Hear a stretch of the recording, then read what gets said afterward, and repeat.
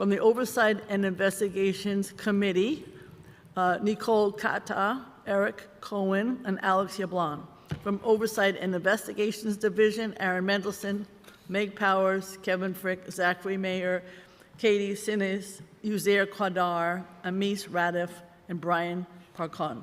And from my office, the very major Sam Goldsmith, who has been dubbed by the New York Times de facto cannabis czar, after we closed Zazawaza with the help of the sheriff on Columbus Avenue. And now I'd like to turn it over to our fabulous Justin Brennan, Chair of the Finance Committee. Thank you, Chair Brewer. Also note we've been joined by Councilmember Brooks Powers and Councilmember Salam. I'm Councilmember Brannon. I have the privilege of chairing the Committee on Finance, and I want to thank Chair Brewer for her dedication to putting this hearing together. We worked long and hard in convening this, and appreciate her efforts in bringing us all here today. Also, of course, want to welcome the Sheriff, and thank you for all your work in the enforcement efforts against our unlicensed cannabis shops. 3 years ago, the state legalized the adult use of cannabis, taking a large step toward recognizing and reversing harms inflicted by the country's war on drugs era policies. A key piece of this was not just to authorize licensed retail sale of cannabis, but to direct the first licenses to people who personally or their families had a marijuana-related criminal conviction, and to earmark a percentage of those tax revenue generated for programs in communities that were hardest hit by those war on drugs era policies. But the state stumbled badly in implementing this landmark change in our laws, and the glacial pace of bureaucracy threatens to now criminalize what we've legalized. Over a year has passed since recreational adult use marijuana was legalized, but we're still waiting on licenses. This delay has resulted in a gray area free-for-all where bad faith actors rushed in to operate unlicensed cannabis shops and sell untaxed and dangerous products.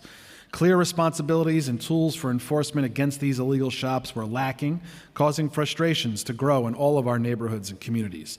The end result has been a wave of bad faith operators draining potential tax revenue away from the city and state and effectively blocking opportunities that the state legislature intended to ensure went first to those most affected by prior criminalization of marijuana.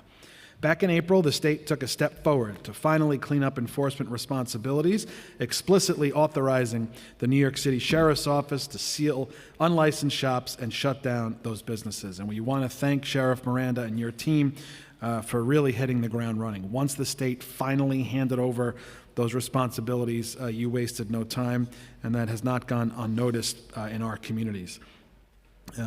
And while authorities have been active in padlocking these shops, I do want to take time to point out that this is a problem that can and should still be attacked from two sides. We need to get more legal licenses out the door, because the sooner the legal dispensaries are established, the easier it will be to shut down the unlicensed businesses. So I call on our partners in the state to continue working towards speeding up issuing authorized retail licenses and to allow the illegal shops to get up and running, not only to deny room for these bad faith actors, but to fulfill the policy goals behind legalization law in the first place. We need to avoid what happened in California. Some 7 years after legalizing recreational marijuana, the black market has now eclipsed the regulated and taxed marketplace, effectively undermining the legal industry entirely. Unless we get these new licenses out the door as soon as possible and get serious about the illegal weed shops that continue to masquerade as legitimate dispensaries, these new retail licenses will effectively be worthless, and tax revenue will be a far cry from what we were promised and what we anticipate. So today my questions will speak to the headcount and other budgetary resources used for the enforcement efforts, the count and cost of these unlicensed shops continuing to operate, and more.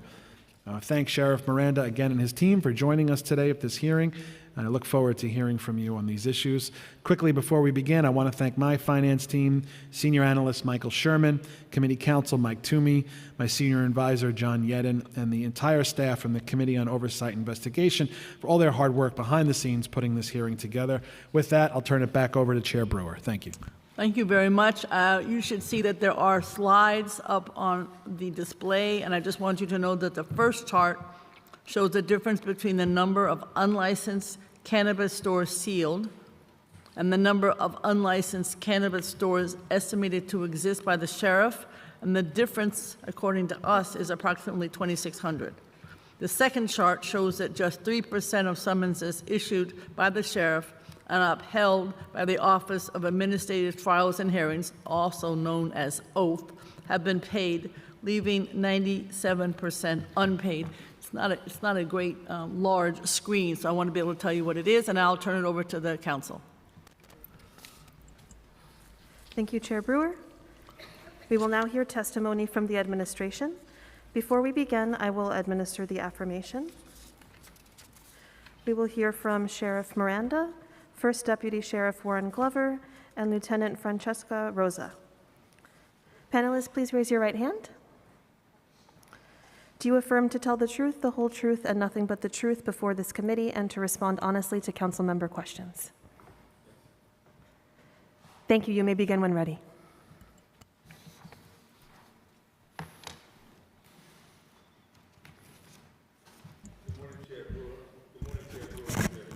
Sheriff, just make sure your mic's on.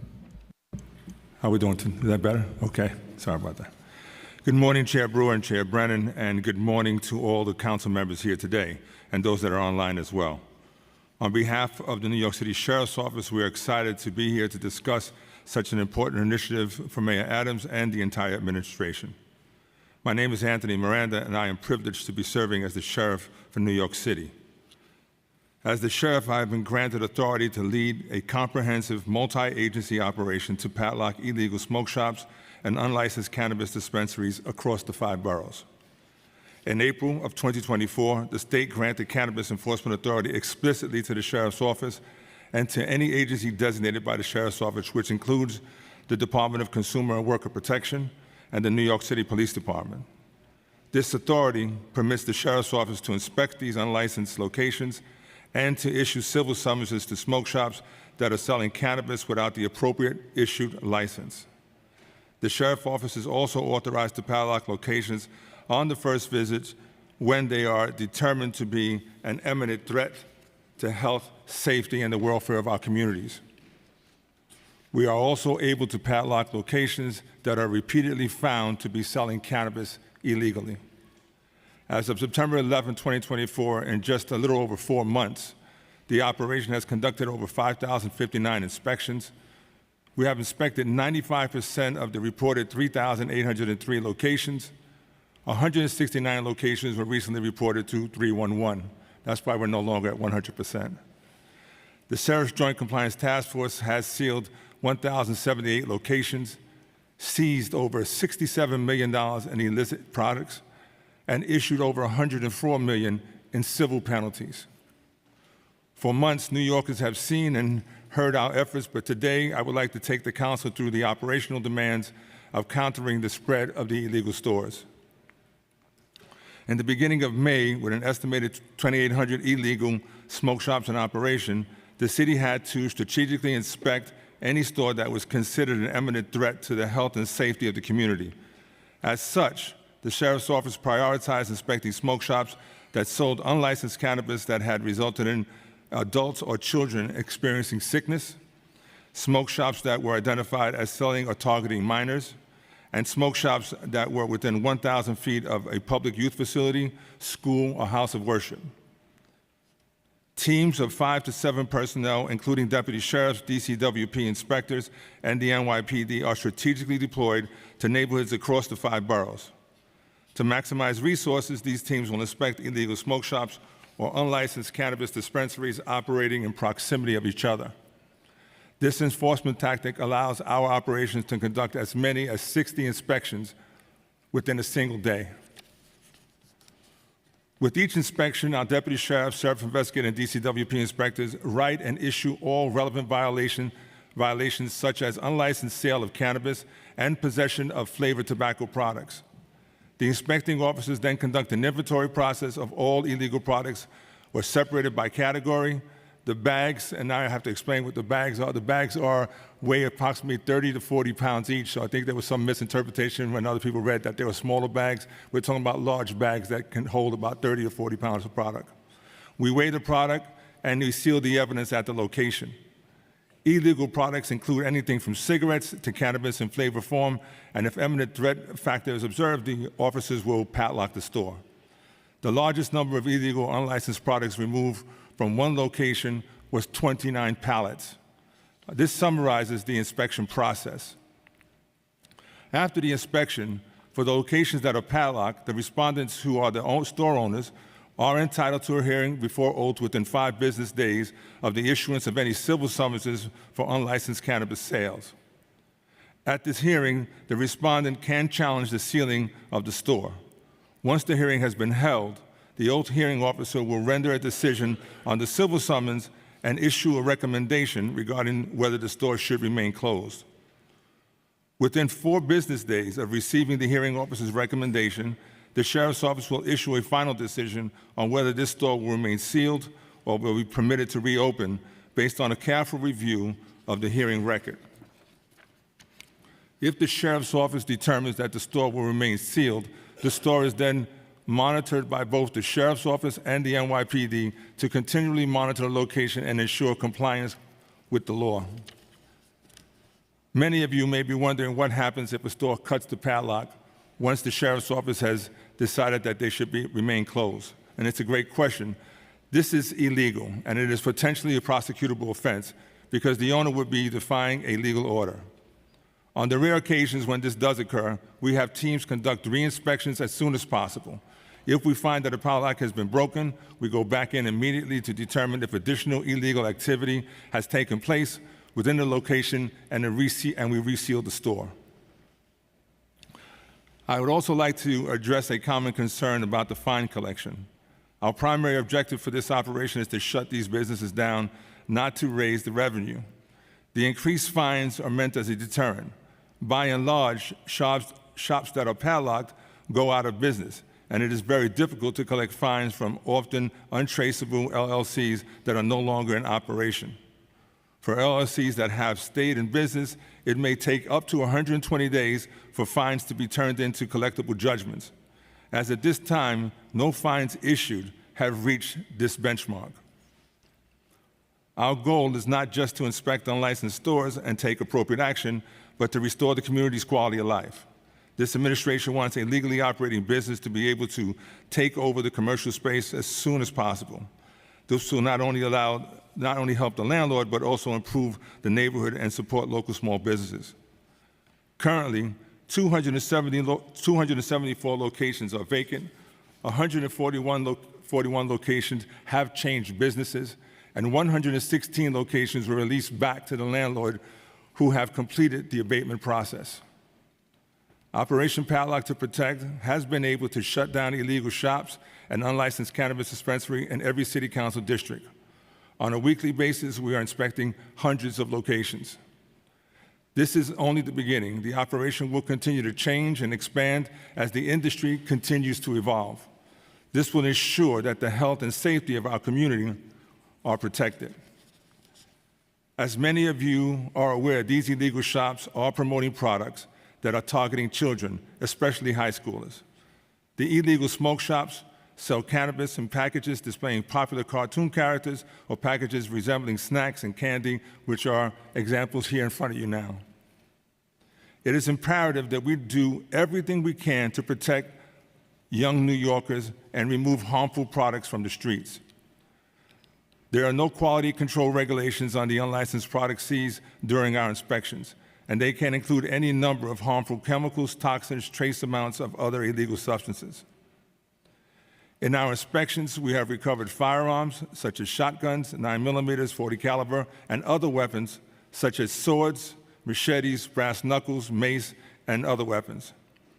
We have also recovered narcotics, controlled substances such as psilocybin, the mushrooms, cocaine, crack, heroin, MDMA, fentanyl, and ketamine, to name a few. The gravity of the work before us cannot be overstated, which is why I'm so thankful for the Council's partnership. Many of you have joined our teams on ride-alongs or inspection operations, which I believe has been incredibly helpful. For any council member here today or online who have not yet participated in the ride-along, please reach out to our office, and we'd love to set up a time for you to join us. This effort needs to be an all-in approach by the entire city. For the community members listening, you are a crucial part of this effort. It is thanks to your partnership that we've had much success. And to all the members of the public, if you see an illegal smoke shop or unlicensed cannabis dispensary operating in your community, please report it to us. We have made this as seamless as possible, which I believe was what has led to so much early success. Our contact information is the following email. It's smokeshopcomplaints@sheriff.nyc.gov, or they can call 212 New York, which is 212-639-9675, or 311, which currently takes the complaints and reports it to the sheriff's office. Now I would like to discuss the legislation being heard today. Intro 557 would require OTI to create a new 311 category for reports of unlicensed cannabis retailers. I strongly believe in and support any effort to ensure that every single unlicensed cannabis dispensary and illegal smoke shop is reported and then inspected. Our current process is working, and 311 does take complaints and direct them to our office. So far, over 1,000 complaints have come into 311, and we are in constant coordination with them to receive this information. In addition, as I mentioned earlier, we have an email inbox and a phone number for constituents to report illegal activity. We have received thousands of reports that have led to hundreds of inspections of suspected cannabis sellers. At this point, we do not want to disrupt our process in any way that would lead to more administratively burdensome tasks, while the Sheriff's Office needs to be narrowly focused on completing as many inspections as possible each day. Intro 981 would mandate additional reporting requirements on a quarterly basis relating to the total number of inspections, the agencies involved in the inspections, and whether the store was licensed. This bill would expand on existing reporting provisions by requiring that if a store is found to be unlicensed, the Sheriff's Office would be required to provide detailed information relating to the violations, civil summonses, and arrests. At this point in the operation, the Sheriff's Office is working around the clock to inspect unlicensed stores in the city. The team we have assembled is dedicated to transparency, whether this is responding to the letter sent by the council, accommodating members' requests for ride alongs, or even staff members' inspections. Because we view the council as a true partner in this operation, with mandating another reporting requirement would be overly burdensome, and therefore we cannot support Intro 981 at this time. In conclusion, Operation Padlock to Protect has led to safer communities, a better quality of life, and the reassurance that the key to prosperity is public safety. The work is only just beginning, but I look forward to our continued partnership as we all commit to inspecting every single unlicensed cannabis shop in the city. Thanks again for the opportunity to testify before you all today, and I'm happy to take any questions you have. Thank you very much. Before that, I want to recognize we've been joined, in addition to those we mentioned earlier, Councilmember Banks, Krishnan, Sanchez, Luis, and Hudson, and then we're going to hear opening statement from Public Advocate Williams. Thank you, Madam Chair. Thank you to sheriffs. Thank you, Anthony Miranda. This is difficult work. Good morning. My name is Jamani Williams, and I'm the public advocate for the City of New York. Thank you to Chair Brewer, Chair Brannon, and members of the Committee on Oversight and Investigations and Finance for holding this hearing and for allowing me to share my statement. Since New York State legalized adult-use cannabis or recreational marijuana in 2021, unauthorized cannabis retailers have proliferated, in part due to the slow rollout of licensed dispensaries throughout the city and state. Up until April of this year, New York City had limited enforcement measures to curb the expansion of these unlicensed smoke shops, of which some estimates had at more than 2,000 storefronts. With the legalizations of marijuana use, investment in communities that were harmed by its prohibition was also part of the equation, including the distribution of retail licenses.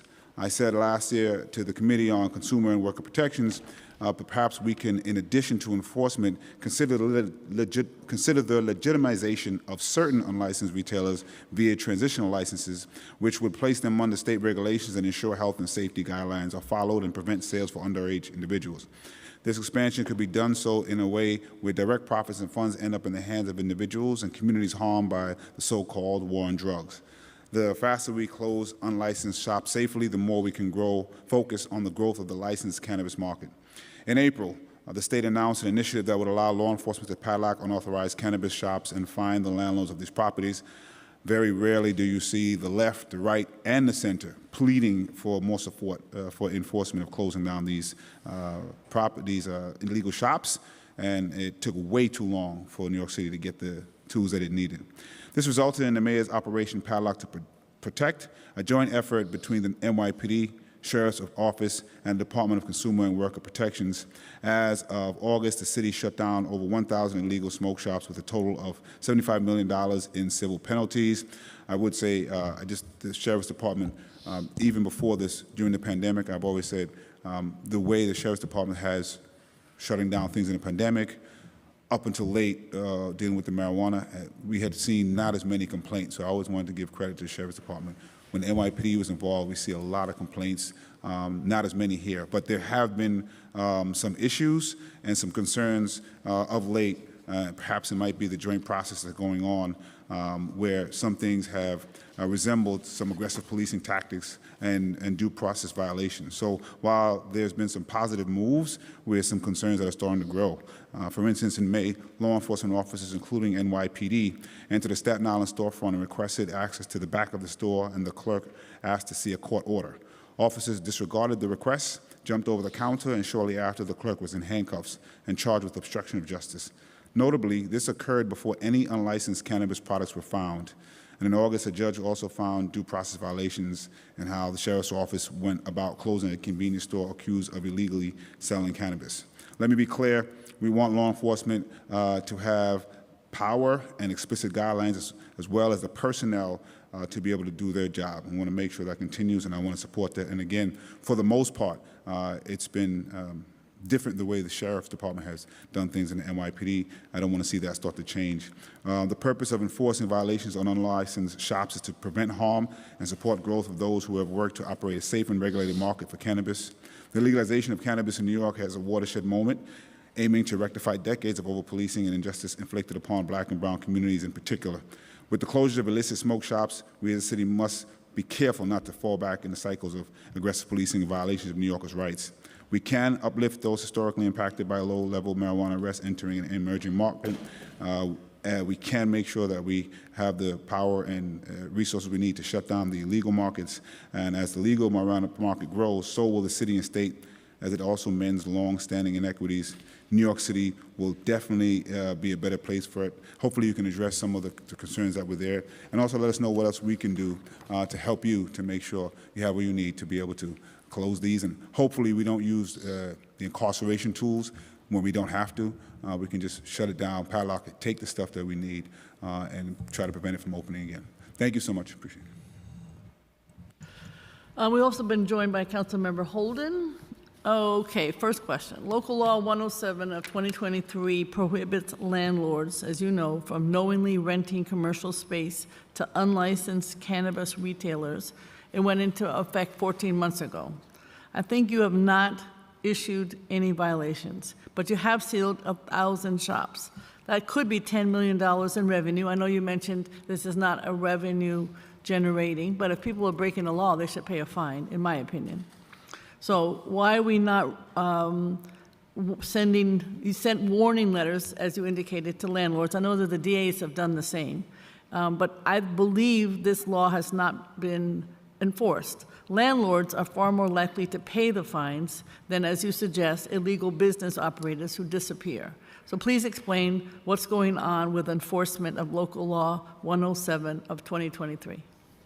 Thank you for the question, Councilmember. We have issued letters to every single shop if we find violations, so it's on a regular basis. To the shops? On the shops and the building owners. The building owners get automatic notices when we find violations, and they are put on notice that we have found illegal activity at their business. For the most part, we have found that landlords have been very cooperative once they're notified and have been working with not only our office, but the various district attorneys, trying to evict the illegal tenants that they have, with people breaking the leases.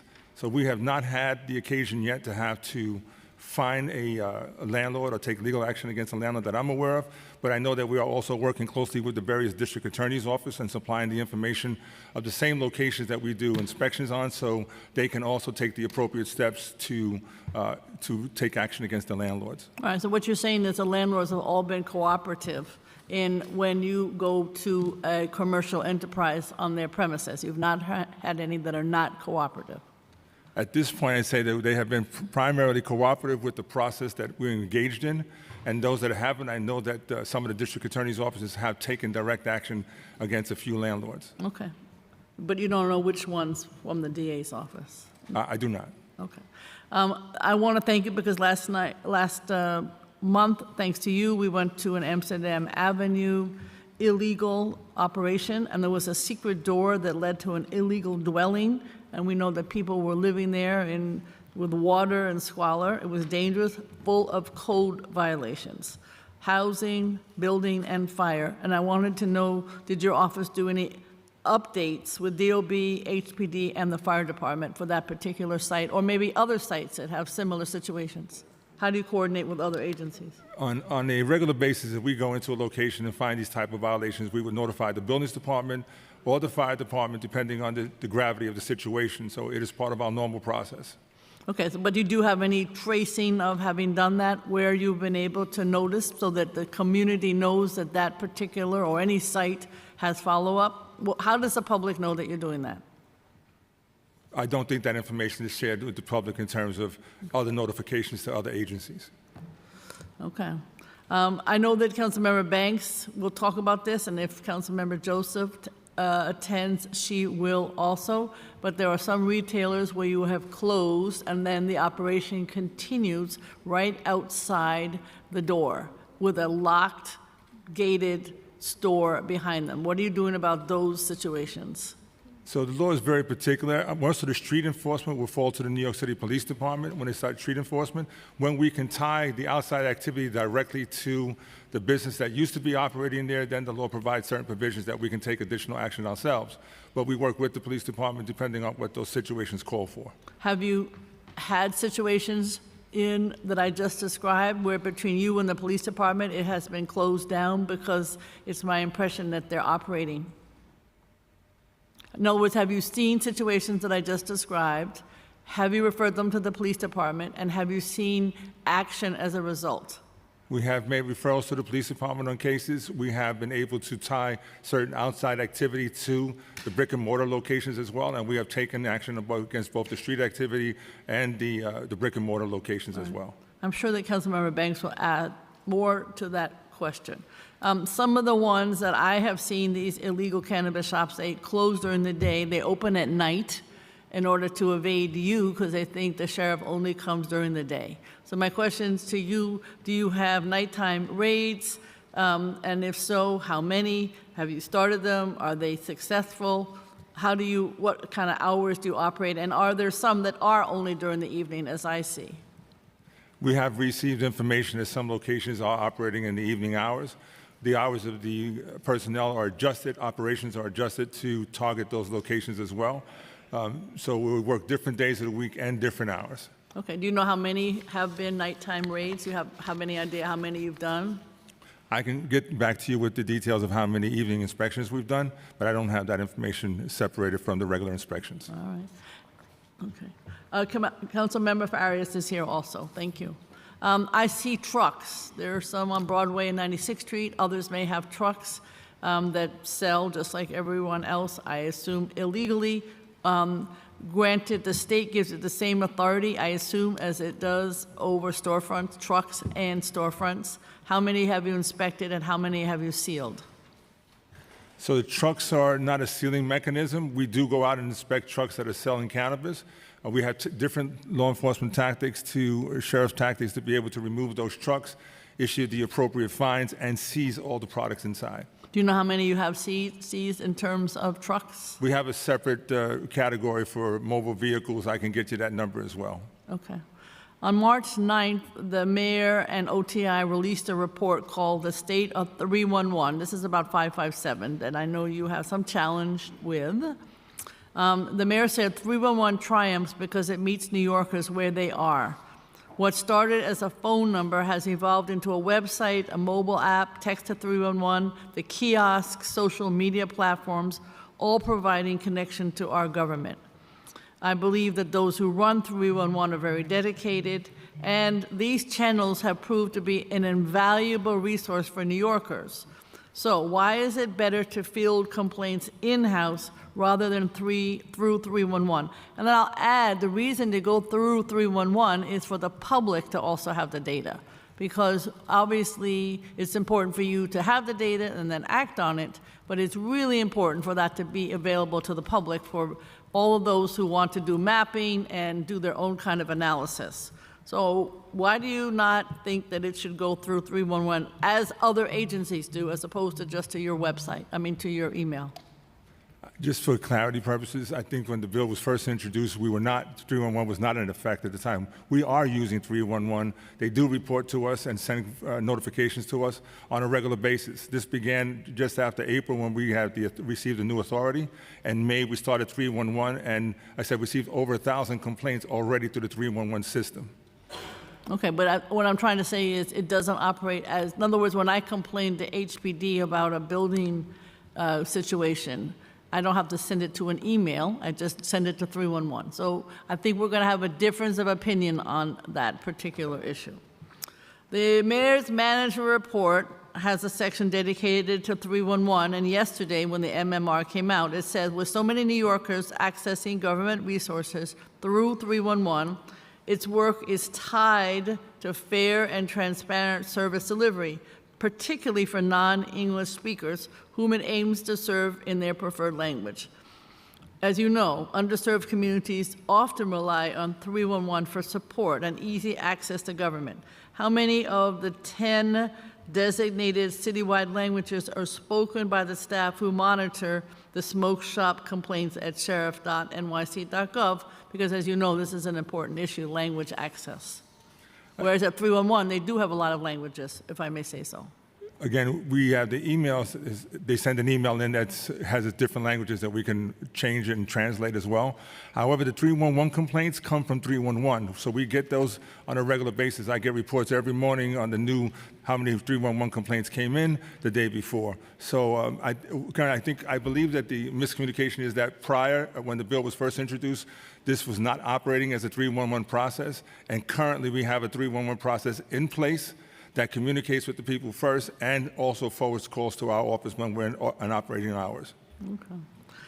If a neighbor sees an illegal operation, wouldn't it be helpful with enforcement if, instead of having to send an email to the smoke shop complaints, you got a notification from 311 with the address of the store and the nature of the complaint? Does that happen now, or does everybody have to go through the email?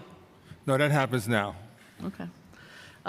In terms of Intro 981, how many data analysts are assigned to Operation Padlock to Protect? How many? I'm sorry? How many, in other words, we're talking about data reporting. This is Intro 981. And I know your concern is that you already have a lot of work to do. And understandably, nobody wants to do more. And I understand that. That's what you said in your testimony. So my question to you is, do you have any data analysts assigned to the operation? Because even though you say you don't want more work, I do think we need this data. So is there any data analyst assigned in your office to Operation Padlock to Protect, or maybe working with OTI or anybody else? I think OTI is working on a number of upgrades to the systems to make them more responsive to requests. We do have people in various titles working in Operation Padlock to Protect, and we do have several different reporting requirements already, and I believe it's also a reporting requirement in the budget that says that we have to report certain information. So to that regard, there's no one dedicated to just that task. If that's what you're asking, there's no one just dedicated to that one task. What software do you use in your office to track and analyze enforcement data, if any, software? We predominantly use spreadsheets in our office, and I'm sure that somebody more technical than me can share the the additional data. We are working with OTI, again, ongoing projects right now to upgrade, create databases, exchange communication, not only with ourselves, but also with the other agencies that are part of the Sheriff's Joint Compliance Task Force to be able to respond and coordinate all the efforts that are being made. Okay, I mean, my feeling would be if you had the software, the police department has the same problem. They have more paper than paper. I mean, I've never seen so much paper at the police department. So I think in general, we need more software to do the analysis, but I'm saying if you had the software, which sounds like OTI is working on, it would not be hard to come up with the data that we're asking for in this intro. Tobacco and cigarette violations. Why did the office wait for the state law? As you know, I appreciated working with you on closing Zaza Waza. I have to give consumer and worker protection because they were the ones that actually did it in the end. But why did your office wait for the state law to change before raiding these stores like we did with Zaza Waza for tobacco and e-cigarette violations? Your data suggests that 90% of the penalties issued to these stores is for something other than cannabis, and the amount of money in penalties these stores face is massive and puts them out of business. That's what could have happened. So I'm just wondering, again, this is a bit of history, but why did we not do more on closing based on tobacco and e-cigarette even before we had the state law? I believe that has been, prior to me becoming the sheriff, there have been a number of efforts through the nuisance abatement process, which we know has been a long process for them to get to closing any locations. The current process allows a quicker format, a bit more responsive to being able to close locations immediately after finding violations, and the process for them having their due process to have a hearing to hear the facts of the case. This does not exist under the other statutes for cigarette enforcement or for vape enforcement. Okay. A City Hall person told the Post on Sunday that many fines haven't been collected yet because a city doesn't have the authority to do so, but we're hoping to start the collection process very soon. What does that mean? Now, I know what you stated in your excellent testimony is that the fines don't really kick in until some time forward, and that this is not a revenue enhancement process. It's mostly to close and deal with quality of life. But if people break the law, to me, they need to pay their fines. So what is the status with collection process, as you understand it? As I said in the testimony, before it becomes judgment, when these fines become judgment, then it comes back to the sheriff's office for enforcement. But outside of that, it's not in the sheriff's office. The oath hearing officers and the other city agencies deal with the collection process.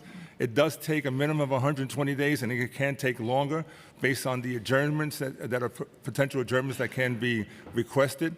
Some of these time periods go for 90 days, and if they went, let's say they went through an entire 120-day process, and somewhere just before the 120 days, they filed for an extension or responded and requested a hearing, then a new clock would start, and then they start all over again. So I think there's a lot of nuances in terms of how it gets to actual judgment before we can collect on it. But that also, the process before that, before judgment, doesn't fall to the sheriff's office. Okay. I mean, I do think, with all due respect, when I always hear one agency saying it's not ours, it means that all the agencies are siloed a bit.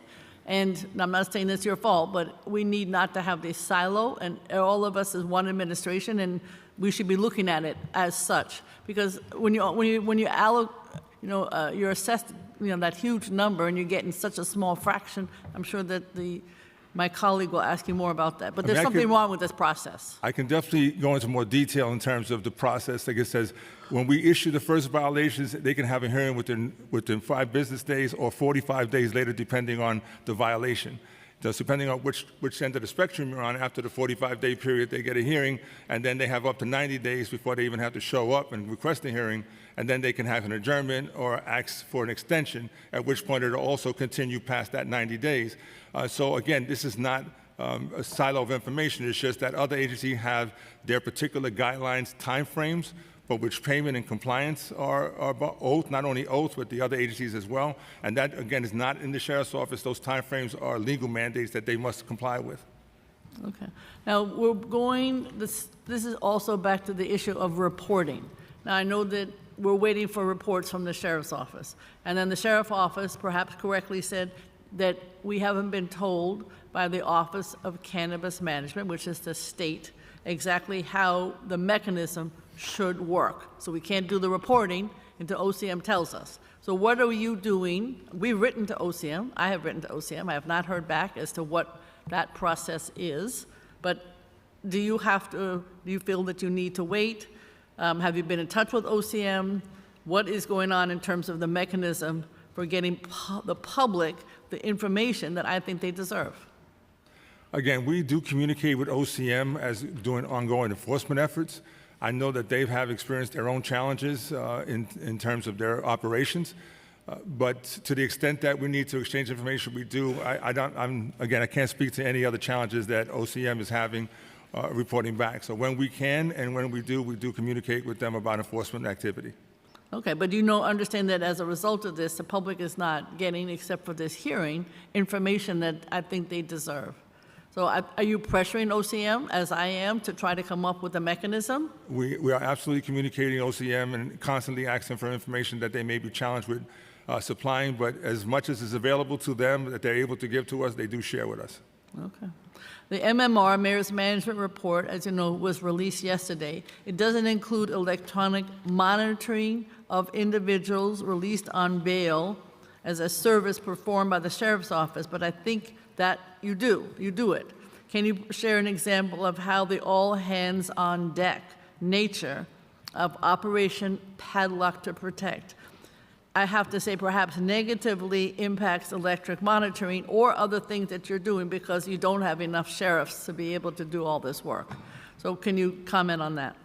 I thank you for the question. As always, any agency preparing before you would always say that we also always would like more staff, more personnel. The electronic monitoring program has the personnel assigned to it that is operational. We are at maximizing the responsiveness to electronic monitoring. And as you indicated, we have a host of other responsibilities, not only the electronic monitoring, but orders of protection, the ERPOs, the TERPOs, the ghost vehicle enforcement program that we also do. So there are a number of other responsibilities of the Sheriff's Office. So it's not just cannabis enforcement, but today, again, we focus on cannabis enforcement. It does take a number of our resources, but we are able to maintain the operations that we are required to operate. Okay, I mean, others may feel differently about that, as you know. Absolutely. Obviously, we have vacant storefronts. You mentioned some in your testimony. Are you working with Cannabis NYC or Small Business Services or anybody else, again, trying to get away from silo agency to figure out how to populate those vacant storefronts? I know that's not your job. Yes. I got it. But guess what? One city, one agency shouldn't be. Absolutely. We do go out with NYC Cannabis when they do community forums, and whenever they ask us to join them, we go out at any number of community events as we're invited to, as well as the Sheriff's Office, not only to inform people the activities of what we're doing overall, the operations of the Sheriff's Office, but also in any way that we can to share information. So we do that on a regular basis. Okay. And then when you report to Commissioner Nieblack, I assume you discussed Operation Padlock to Protect. There's this task force on this topic. How often does this task force meet? What do they do? What kind of policies are coming out of the task force that we understand exists with the different agencies? So you are less siloed, hopefully.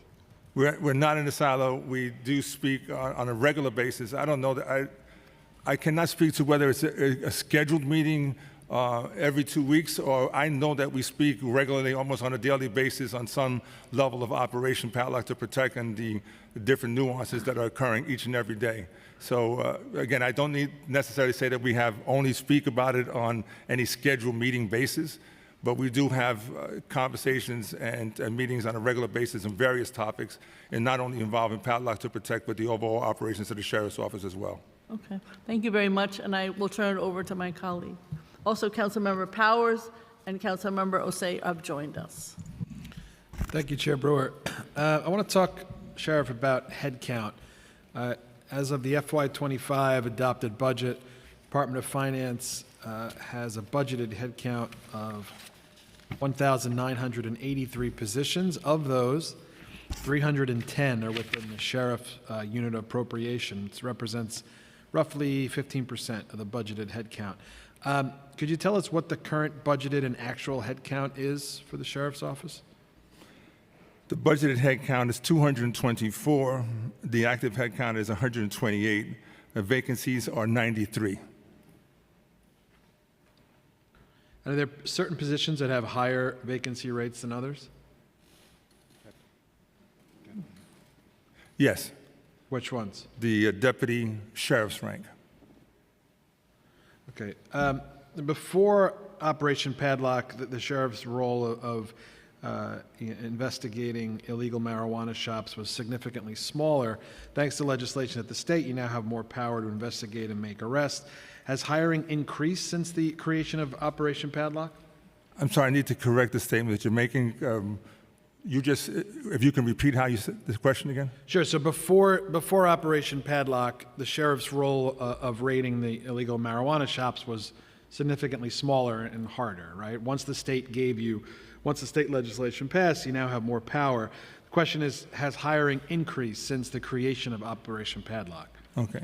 We conduct inspections of smoke shops, not raids, just for clarity. We were not inspecting smoke shops until the authority was granted to the sheriff's office. Prior to that, we were smoking for other violations in various locations through the Sheriff's Joint Compliance Task Force. So have you hired more since you got that authority? That's the question. We are currently slated to start a class, hopefully this month of October.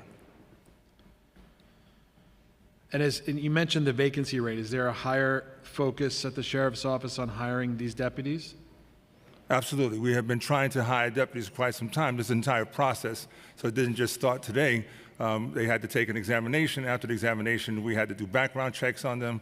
We're completing fingerprinting process. And then, like I said, I believe that we have a 90 approved head count for the academy class. It'll be the largest academy class in the history of the sheriff's office. So we received a letter from your office yesterday.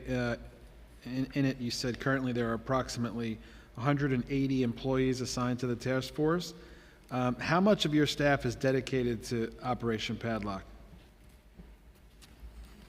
I believe our number is, no, the 180 is a combination of all the agencies that are involved in enforcement, just so for clarity. The 180 comes from the police department's personnel that assigned, the personnel assigned from DCWP, the sheriff's office, the various support staff that we have, and the various attorneys that are assigned from the different agencies that are also working on this project. That's when you get to 180, so it's not 180 from our office.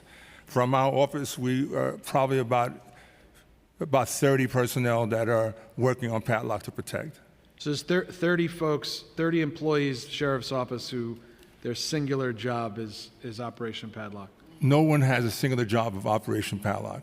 Okay. So they multitask, but we have approximately 30 personnel that are assigned to work in the Padlock to Protect at various points. Okay, back in June, you wrote us that you estimate about 50 to 75 people deploy each day in which operations are scheduled. Is the task force growing now? Yes, sir. Our goal is to dispatch at least 15 teams that are comprised of anywhere between 5 to 7 personnel, including all the agencies. Okay. And let's see. Where do I want to go here? Okay, so at the FY25 executive budget hearing, your agency testified that the sheriff's office operates with other city agencies during these inspections, such as PD, DCWP, other agencies. Regarding task force staff from other agencies, has the number assigned to assist you remained stable? It has increased. Okay. And what is the number of personnel assigned the Sheriff's Joint Compliant Task Force from the Sheriff's Office, NYPD, DCWP, any other agencies? So how many folks are sort of on loan to you? It's what, 80? There's approximately 80 to 100 personnel from the New York City Police Department, from police officers, supervisors. I think there's 1 or 2 lieutenants and a captain that oversees the operation. DCWP has 2 supervisors, 10 inspectors that work with us, and they will interchange people depending on what their needs are. and they may have other people in their office that crunch data for the enforcement that they're taking. So that's why I said just functioning in our office would be that number. I'm sure they have other people in their office that are dedicated to it. And Sheriff's Office deploys one team leader to each of those teams. The 15 teams has a team leader that operates to supervise the activities of the team. And for legal matters, do you rely on NYPD's attorneys, or do you have your own attorneys? Department of Finance has its own attorneys that represent us, and we have in the task force response, we do utilize attorneys from the New York City Police Department to support the Padlock to Protect efforts.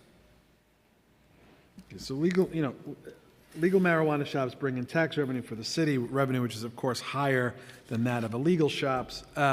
Could you tell us how much tax revenue has DOF collected from the legal marijuana shops to date? I know that in FY23, it was estimated that the legal cannabis shops brought in approximately over $700,000 in revenue, where in FY24, they brought in close to $3 million, a little bit over $3 million. And in FY25, it's estimated that $10 million will be brought in from legal cannabis shops. Do we have a sense of how much revenue the city has foregone as a result of the illegal marijuana shops? I do not. Does DOF calculate the amount of lost tax revenue from the illegal shops? I do not believe that that is something that can be calculated based on my knowledge, but that's very limited in that respect. I don't know if anybody does those figures, but I'm not aware of anybody putting that together. And do we have a total number for how much sales tax specifically DOF has collected from the licensed shops? I do not believe there's any sale tax on the cannabis. What they do is they get revenue back from the state, and the state pays the appropriate.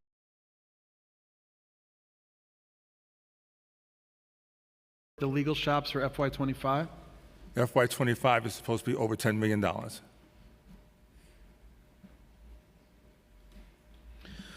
Okay, we received a letter from your office yesterday. I mentioned the aforementioned letter. As part of the letter, you stated that the Office of the Sheriff does not seize cash from any of the locations. NYPD seizes cash for safekeeping and investigative review when necessary. To the best of your knowledge, has any Sheriff's Office employee during any inspection of any of those shops ever seized any cash? During Padlock to Protect operations? Yeah. I do not believe so. Okay, which asset forfeiture account does seized cash get deposited into? If we haven't seized the cash, I think I could probably get that for you. If there's any seized cash by the Sheriff's Office, what asset forfeiture accounts they utilize, I can probably come back and be able to give you that information. I don't have that available right now. Okay, because NYPD, right, they have an asset forfeiture account, and the Office of the Sheriff asset forfeiture account, or is there another account? There was a controller's report for FY23. The ending balance for the Office of the Sheriff asset forfeiture account was about $867,000, with about $295,000 in revenue from that year. So do you have a projected revenue from the asset forfeiture for FY25? I do not. Does the seized cash fund any specific programs within DOF? No, you fund for asset forfeiture generally. I mean, there are rules and regulations about how you can utilize any money that's taken for asset forfeiture, and there are specific guidelines to that. So I don't have that information available, but I think one of the things you can do is for training and other things like that. But it's very specific about the use, and we have somebody else in the office that's assigned to taking care of that, so there would be the person that would speak to the particulars on that, or I can find out more for you at a later time. But right here today, do you have a total amount for cash that's been seized at these inspections? Okay, two different questions, right? Asset forfeiture and the general nature of where we get funding from, that may come from various resources not related to cannabis enforcement. However, we're talking about cannabis enforcement since Padlock to Protect. The vouchering process has been designated with the New York City NYPD, New York City Police Department. So that currently, they are the ones who voucher the property depending on the circumstances of the location. They will either voucher it as safekeeping, or they will voucher it as investigatory evidence depending on the different circumstances. So it will depend on the circumstances of each in particular inspection and how we got there. But you don't have a total number for how much I do not. I can definitely get the information afterwards by conferring with the New York City Police Department. Okay, thank you. We've also been joined by council members Stevens and Ressler on Zoom.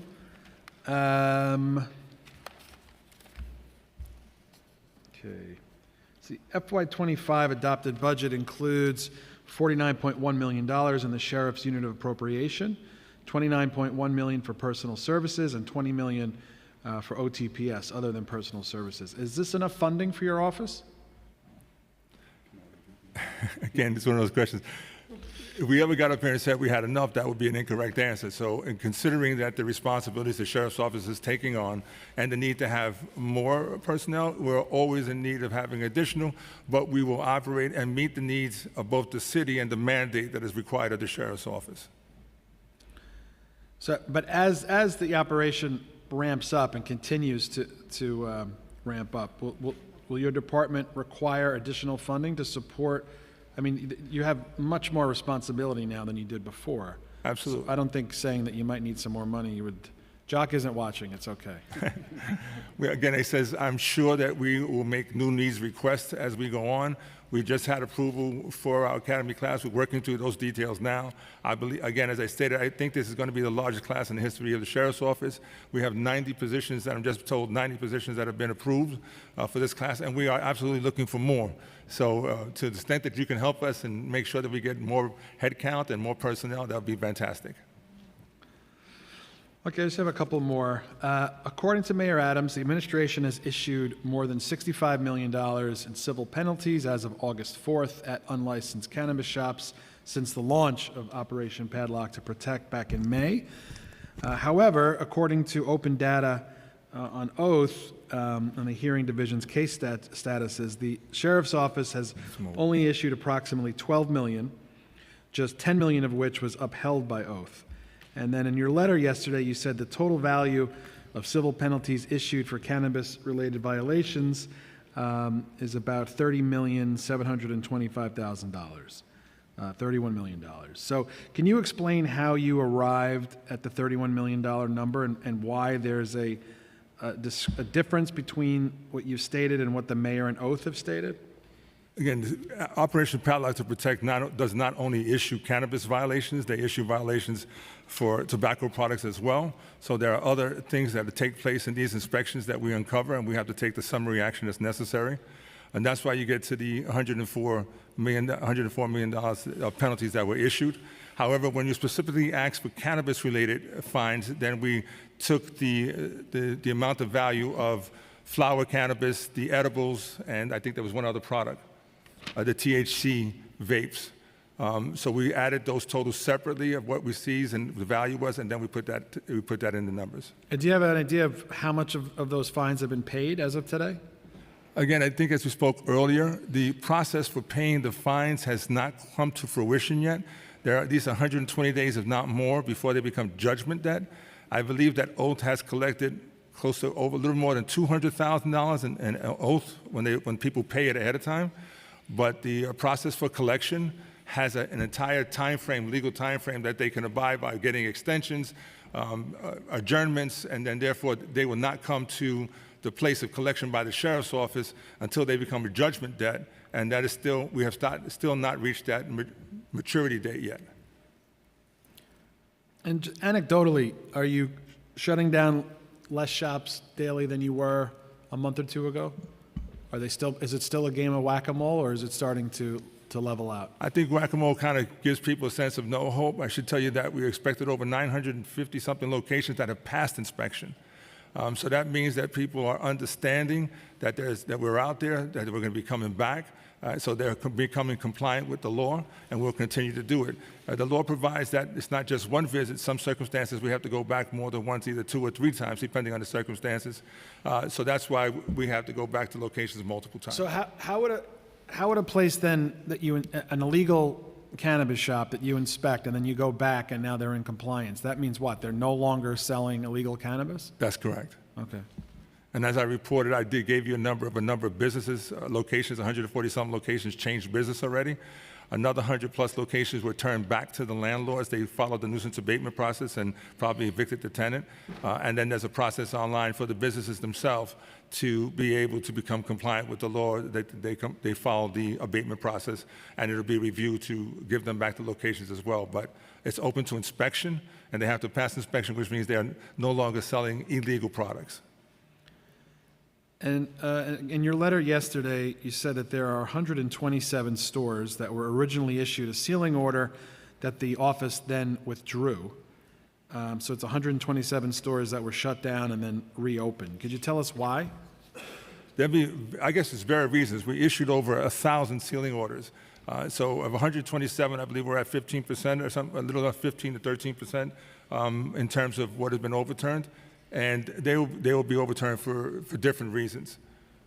So there's no one reason. There'll be various reasons, and they're based on the legal arguments that are made, the recommendation by oath, and the follow-up review by our office and the other attorneys involved in the review process.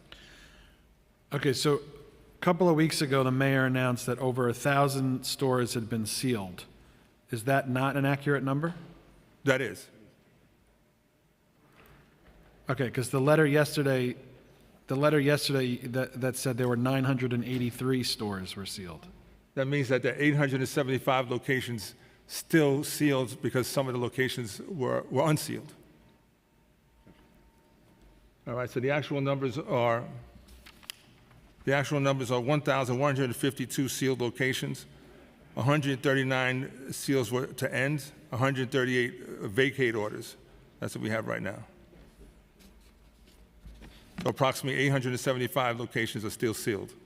And do we have a sense from the legal folks how many of these, I know there hasn't been a ton of time, but how many of these sealing orders stand up in court?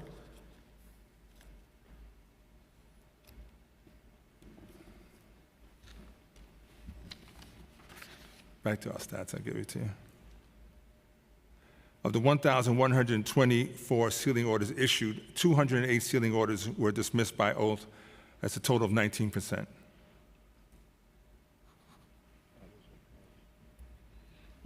Okay, I have some questions from the majority whip, but I'm going to give it back to Chair Brewer and some of my colleagues. Thank you, Sheriff. Thank you. I have two quick questions, and then I'll turn it over to my colleagues. One is, I know we talked about vape disposal. So what's the process for storage and disposal of illicit material? I know, for instance, the e-liquid and vape is an issue because it's toxic, and my understanding is you have to send it out of town and then pay for that. And I want to know how much is spent on that, and is that what's happening? And what are we doing to try to have a more local response? The destruction of vape is a very particular process. There are only certain people that are licensed to destroy the vape products. When they're stored, they are completely harmless. However, when you determine that you want to destroy them, the process for destruction then makes it hazardous material. Correct. I believe that the police department has just finalized their contract because they are now the holders of the product right now. And that process has been approved, and they'll start the process of destroying the vape products. There are very few licensed people in the industry that handle this process. Well, there's one in Ohio, if I remember correctly. That's So correct. we're not still going to Ohio? The police department's taking over? I'm a little confused. No, that's it. They got somebody. I think it still goes to Ohio in the end.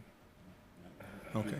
I believe that NYPD's contract has found somebody local to handle the process, but again, I don't know the particulars of the contract, and I'm not sure if in the end any other product ends up still in Ohio, but Ohio was the go-to place traditionally. Okay. I'm just saying, again, data. So it's fine if the only place is Ohio, but then one of the questions we have, and maybe this comes from the state office of cannabis management, that has to tell us what you need to give us in terms of data. But the point of the matter is, either for the MMR or for the public or just generally, we should know, what's going on with the contract up to now with Ohio. It takes, I think, personnel to go to Ohio How much does all of that cost? Fine, it's going to end, NYPD is going to take over, but all of that is not clear. That's an example of what I'm saying. We need the data. That information is available, Councilwoman. They just don't have it here. I'll be sure to communicate with the New York City Police Department because they're the ones who recently negotiated the contract. Okay. And we'll be able to share those details with you. Okay, so it's not anything through, even previously, it was not through your office, it was all through NYPD? No. Oh, I'm confused now. Well, you asked about what currently is being done under Padlock to Protect. Anything under Padlock to Protect has been going to the police department. But before that, you were Before that- doing it thanks to your investigations with an Ohio firm that does the proper procedures. Correct. Before that, we did have a local contractor that was the facilitator. Ultimately, the contractor would bring the product to Ohio because that's the place where the product is actually destroyed. Okay. But we had a local contract prior to that where they would come in with specific types of barrels, seal the product, and then they were required, they are the ones that were authorized to transport. So we are still also negotiating a contract directly as well, but it has not been finalized yet. Okay, I'll leave it at that, but I have to say, just listening to you, it is a little confusing because normally you get, this is what happened, I'm making this up, in 2023, this is what's going to happen in 2024, this is when the contract is registered. None of that is clear to me from listening to you. You know, so that's the kind of thing that I think we need to have more clarity on. That's why I'm looking for the data. But I will now turn it over to Councilmember Sanchez, and then Hanks, Osei, and Banks. Councilmember Sanchez.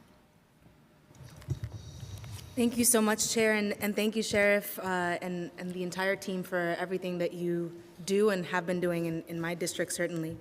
I have several questions regarding what happens in the aftermath of enforcement by the Sheriff's Office and the interagency enforcement.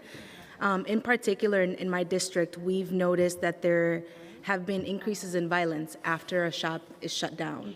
So my first question is, does the Sheriff's Office, and I don't know if NYPD has folks that can answer questions here today, what steps and measures are you putting into place to calm down the violence? Because some of the drug activity that moved inside to those illegal smoke shops then come outside.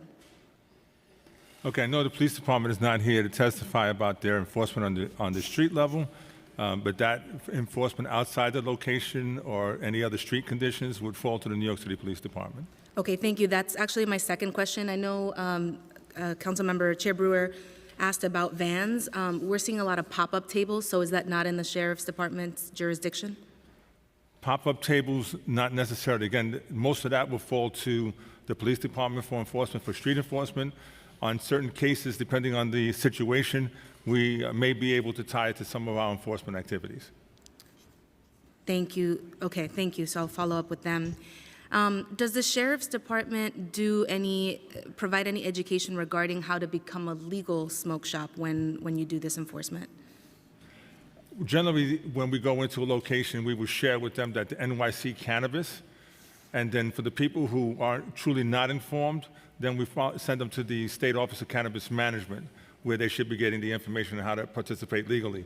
And most people don't understand that is strictly, there's more than one product, more than one way to get involved in the cannabis business, and so they're not informed. People just simply believe there's only the front mechanism of actually selling cannabis when there are other opportunities to get into business as well. That's one of the reasons why we join the NYC Cannabis when they do the community events, to give them a balanced presentation of what law enforcement or what the Sheriff's Office expects and what we see, and how they can operate within the boundaries of the law and be able to have a good business.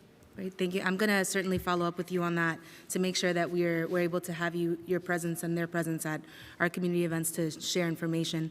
And then my last question, this might not be entirely for you, but is the Sheriff's Office or any other agency that you're aware of in the city, are you working to do education with communities who are turning down, in the community board process, are turning down or saying no to the opening of legal cannabis smoke shops?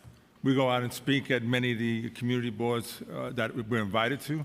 We also know that many of them have their own cannabis committees, and so we do sit with them when they ask particular questions about what the concerns are and what they're facing, and then we're able to discuss with them what we've been seeing and what's within their basis, things they should ask, before they approve anybody to make sure that they haven't been involved illegally and now just trying to join the legal market.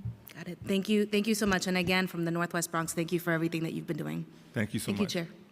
We've been joined by Councilmember Williams, now Councilmember Hanks, Osei, Banks, and Williams questions. Councilmember Hanks. Good morning. Councilmember Hanks left? Okay, Councilmember Osei. Thank you so much, Chair Brewer. I just have one question, and good morning. I just wanted to ask who specifically is responsible for making the list of shops that are rated or inspected by your agency? The locations come in, they come into our office by various means. They are added to the spreadsheet depending on where they are, and then we try to ensure that we have a balanced approach to all 5 counties when we go out. Okay, so people submit complaints through 311, through 911, through council offices. Could you maybe elaborate more in terms of how you collect these locations? They come through 311. They have come through surveys done by the police department. They come from the city council members as well. They come from community meetings. They come from a number of forums where people are exchanging information and they want to report the locations. So we compile that data and it's put in into the spreadsheet, the database that we have, the spreadsheet that we have. And then we have teams that operate in each of the counties. So therefore, that means that we'll break out so many locations per county, depending on if we get a cluster that close. There's a lot of operational things that we may consider. How many are right next to each other? What's the distance between response time? How many we can get done in a day? And the amount of personnel that's available in that particular county at that time. So you would say you prioritize some shops or locations more than others, maybe? We prioritize locations where they have reported adults or children getting sick. We prioritize the locations that are by our schools, houses of worship, in those areas. Those are the ones that get first priority. We also get priority. We also look at some of the statistics from the police department. If they have heavy crime around a particular store that's an illegal cannabis shop, then we'll go in and try to make sure that we do the inspection on the cannabis shop as soon as possible. And who particularly compiles this spreadsheet and breaks it down for you all to I guess prioritize which locations to tackle? Is it an individual? Is it a group of people who convene and talk about this? It's more than one person. We have an auditor that sits and inputs the data. Then we request for them what's needed, but it's more than one person that meets in the morning and determines what we have available, what our resources for the day, what we need to, what's for more priority, what's come up in the last 24 hours. Again, we may have something on there. If there's nothing unusual that's come up, necessitating an immediate response, then we'll go right down the list and we'll keep going through the list until we complete it, which we have completed the first round of inspections already. And are these all complaint-based, or does the department sometimes add locations to the list that you have seen yourselves? I believe most of it is going to be complaint-based. We do, when the teams are out there, if they see a shop opening, and sometimes they will do an inspection. So if we're going into one location at location A, and then they observe there's another location at location B that was not on our list, then they will call that location in to see if we have information on it already. And if we don't, we'll put it on the list, and they'll go in and do that inspection as well. On the list, you find certain trends in terms of seeing where some boroughs or neighborhoods have a higher concentration of these shops more than others? I think that there's been a kind of fair distribution of illegal smoke shops throughout the entire city in all 5 boroughs. Okay, thank you. Thank you, chairs. Councilmember Banks. Thank you, Chair. Couple of questions pertaining to, first of all, thank you for the Operation Padlock. It's been working in my district. But particularly once a shop is closed down and is padlocked, what's being done? I'm getting a lot of complaints and calls from residents about activity that has now emerged in front of locations where folks are still continuing some of the illicit activity. What's being done? What's the follow-up being done? Because I haven't seen any follow-up by the task force. So I want to know, is there anything in place that's going to be set up to address this particular issue? As we had indicated earlier, when it comes out to street sales and then it falls to the New York City Police Department, it does not fall under the guidelines and the purview of the task force, of the Joint Compliance But Task Force. they're in front of the business. Still in front of the business. Yeah. The signage is still up, which obviously still allows them to still promote the business as though it's still in operation. And you're seeing folks sit in front with tents, chairs, crates. So if there can be some type of follow-up to address that, I would appreciate that. Now, we do work with the police department, so we're clear about this. I just wanted to make sure about jurisdictional kind of boundaries. So it's a jurisdiction. It is by law Matters. Okay. where we have authority over and where we don't. So sometimes the locations are outside are tied to the location, which affords us the opportunity to go back. If it's other than independent sales or there's nothing directly tying them to the location that was padlocked, then it would be probably enforcement primarily relying on NYPD and OCCB to be able to respond to it. And when they ask us, we support those efforts as well, and we'll join them in any operations that they're doing. Is there anything as far as anything virtual for each councilmatic district that will show the amount of stores that are being padlocked, and is there anything that has been made available or created so we can track it outside of, I know the normal report that we get via email, but is there anything we can go on and see and promote to the public? There is that technology we have not been able to utilize yet. I'm sure that in the future we might be able to, but currently it doesn't exist. We do share with the council members when we are doing inspections in their district so that they're aware of the enforcement, because we know that you get the complaints and you want to be able to respond back to them indicating that some enforcement was taking place. So when we do that, we do communicate with each of the council members indicating what action was taken within their district. Are the community boards also in that chain, or are they also notified? I don't think community boards are not part of the normal communication process. Sometimes when they ask us directly, then we'll share information with them. Again, it's really driven based on the complaints that they've given us. So if they've given us a list of locations that they said, this is what we're hearing about or what we're complaining about, have you have a response for us? Then we will share data with them or information with them so that they'll be able to respond to the community and let them know, yeah, we heard your complaints and we took the appropriate action.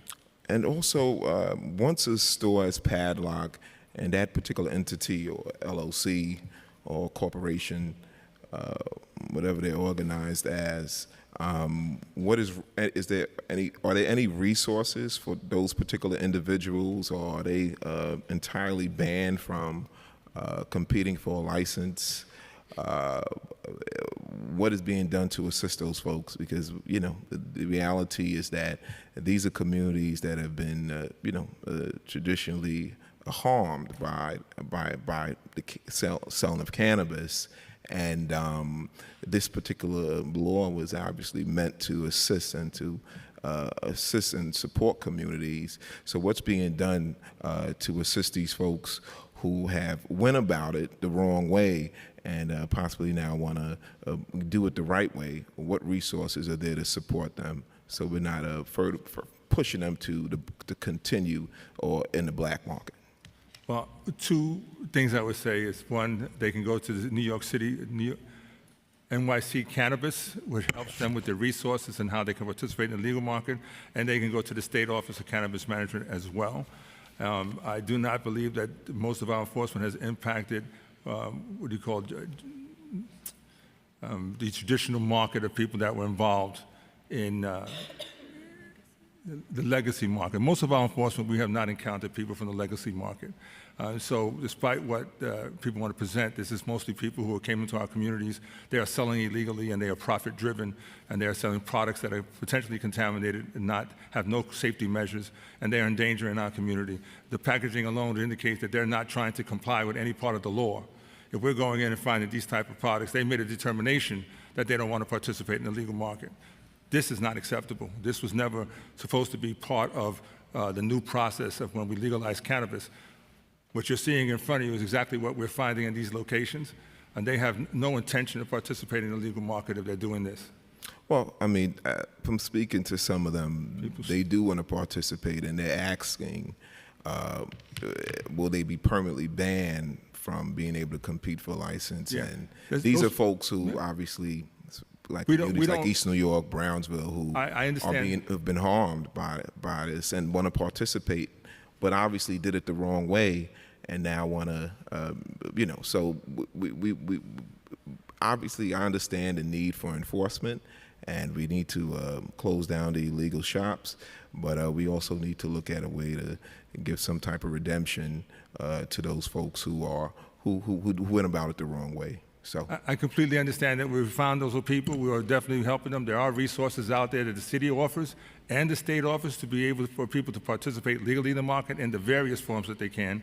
But we're focused on the ones that are selling and getting our community sick right now, and that's the enforcement that we're really focusing on. Again, I understand the justice impaired, and I understand what we're talking about here, but the majority of what we're finding are not in that market, but there are resources available to anyone who wants to participate in the legal market. And I haven't walked into a store yet that says we're illegal, but we've complied with all the rules and regulations that the state has offered.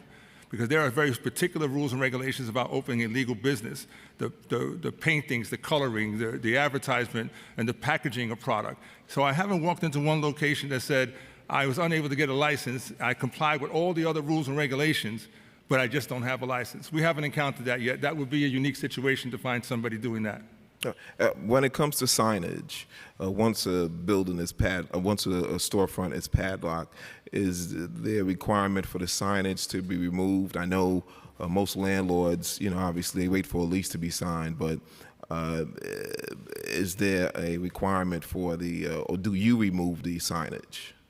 No, I think part of the abatement process, when a landlord takes over a property or when their new tenant is coming in, then there are particular rules and regulations about changing the signage. When they're trying to comply to get control of the premises, they have to remove the signs as well. Okay. And also, too, want to find out the square footage as far as the particular locations where smoke shops can be. I noticed that it only talks about schools, and it talks about schools and churches or religious organizations. Are group family daycares, smaller daycares, are they included in that? When we get complaints, we take all the information and we prioritize accordingly. So if it's impacting seniors or somehow interfering with access to certain locations, then we'll take the appropriate corrective action to inspect those locations as soon as possible. But the law provides very specific circumstances by which we can prioritize them. But in our regular rotation, we will get to them. Like I said, we have inspected all the locations on the list. Some require more than one visit, but we are able to do that in a 4-month period of time. Okay, thank you. Thank you. Councilmember Williams? Thank you, Chair, and thank you, Sheriff. I know anytime we ask you to come to the district, you come. You were just there last week, so thank you so much.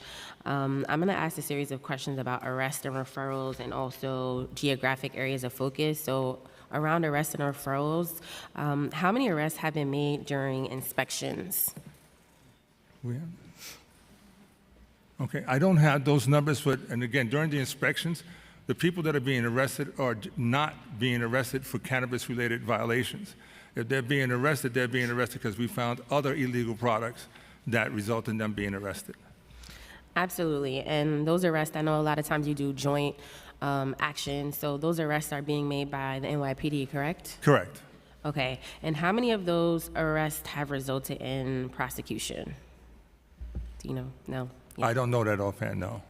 Isn't the NYPD's not here? No, they're not here for this meeting. Oh. Okay. How many, okay, you probably don't know this, but I'll ask it on the record. How many, if any, of these arrests have been declined to be prosecuted by the district attorney's office? You don't know. In spring 2024, as Operation Padlock to Protect swept hundreds of shops suspected of selling unlicensed cannabis, footage of a May 18th raid on Staten Island store captured how enlisting police to conduct regulatory inspections can result in criminal charges, raising concerns about potential due process violations. How is your office working with other agencies, including the NYPD, to avoid harsher tactics while continuing to shutter shops selling unlicensed cannabis products? Well, again, we have continual training and debriefing of the teams, both at the beginning of the day and at the end of their day, that we debrief them, and individuals, if we need one-on-one training session or information sessions, then we will talk to an individual directly. But most of the time, we try to give impactful training to the entire group so they all get the same information. The supervision is extremely important to have in place. And when we're out there in the street, and we put extra steps as well to ensure that people are complying with the rules and regulations that we're required to follow. Thank you. And again, I just wanted to say thank you for all your hard work. I know when we send you smoke shops, you all are quite responsive. And if I could just turn to questions about geographic areas of focus. So outside of people proactively reaching out to your office to tell you about different smoke shops that might be of concern to the community, do you have any specific strategy that you'd like to share around how you prioritize certain enforcements in certain areas? I'm not sure that we will be able to be as specific as I think you're looking for. However, I would say the following. We do take precaution, safety measures in place. We do evaluate what our response would be. We believe that the size of the teams are adequate to be able to address the situation in a safe manner. And then we have resources available if we believe the situation gets out of control. And sometimes, like I said, 900 and something shops pass inspection, so it's an easy conversation, why we're here, what we're here to do, and then they're compliant with the request that we have. We do inspect the location, and they don't have any violations. They may not have any cannabis violations, so they would not fall under the cannabis laws, but if they have illegal cigarettes or they have vapes, then they will be issued the other violations that we observe. Yes, I'm fully aware of that, and having many conversations with my police precincts about other ways that they've tried to, before the padlock new laws, they've tried to close smoke shops by figuring out other illegal activity that might be happening. But I guess just to reiterate, my question is more so about how you go about prioritizing closing certain smoke shops. So, for instance, I know the council, and I'm not sure if we've received it, but I know the council requested a full list of suspected unlicensed storefronts. And so I guess on our end, I'm sure maybe it's clear on your end, but on our end, we're not sure whether these maps display the city's enforcement priorities or simply just show where most illicit cannabis shops are located. So again, we saw that while you have been very diligent and expecting across the city, some areas in particular have received more enforcement than others, such as Lower Manhattan, Harlem, the South Bronx, and Williamsburg. So on our side, we're just trying to understand if there's a method to that madness, or if this is just you being responsive to people reaching out to your office to conduct different types of operations. There's both method and there is both the complaints that we receive as well. Again, if we see any priority, if somebody has gotten sick from a location, adult or a child, then we're definitely going to be changing the priorities and making sure we take care of that. If they are by the schools, again, the imminent threat factors, or schools, houses of worship, where kids got sick. So if we get that strategy, then we're going to prioritize those. Otherwise, if there's nothing out of the ordinary, then we're going to go right down the list. Again, because we have teams in each of the 5 boroughs, that affords us the opportunity to be holistic in the approach. If we had to limit it, then we would have to say, manage each day. I had 10 in this borough, I got to go 10 more in the other borough. And in the current process, we're able to kind of adjust everybody equally and evenly, so it allows that kind of enforcement, of balanced enforcement. I appreciate that. So just to make sure I heard you correctly, are you saying like you kind of have like 2 tracks? You have maybe folks who are focused on reactively going to assess a particular smoke shop, and then you might have a crew of people, or just the same crew of people also remaining focused on running down the list of shops you may have, regardless of whether or not that particular shop received a complaint that required you to reactively go and potentially enforce. Anyone put on the list is because we received a complaint. Okay, so that means that we're required to go do an inspection and investigate whether that is what's going on at that location. And so we make sure that we go through the entire list. And Okay. so and sometimes we do have teams, and we send them out to do observations. We have teams that we go out and to verify the padlock locations, that they still remain sealed. And then we go out and have teams make observations, especially at the after-hour allegations that people are not operating during their day hours, to confirm that there is activity at the location so that we can adjust it with a different type of operation. Okay, and so you don't, So do you have any proactive measures, or is it just simply based off of like referrals and people telling your office about a particular smoke shop? So is there, well, you said the list was garnered by people referring things to you. So do you have like any other list of like, I don't know, seeing people must have to apply for something within the city for you to be able to say, okay, we see that this particular shop opened up, let's proactively go? Or is all of your work solely focused on people referring whatever particular complaint to your office? Primarily, complaints referred to the office. Again, if we're in the street and we're doing an inspection and we observe a location that's not on our list, then we would add that by calling it in ourselves if we see that there's cannabis visible at the location. There's various ways that it can come to our attention, but it has to come to our attention, be placed on the list, see what other activity we had it there or not, and then we determine what's the next course of action to take. Okay. I think I have like one more question just so I can just understand your work a little bit more too. Okay, let's say you got 10 complaints for 10 different smoke shops. Maybe 2 of them are in close proximity to a school, 1 is in close proximity to a religious institution, and the others are just randomly scattered. They may not be in any close proximity to one of those sensitive areas.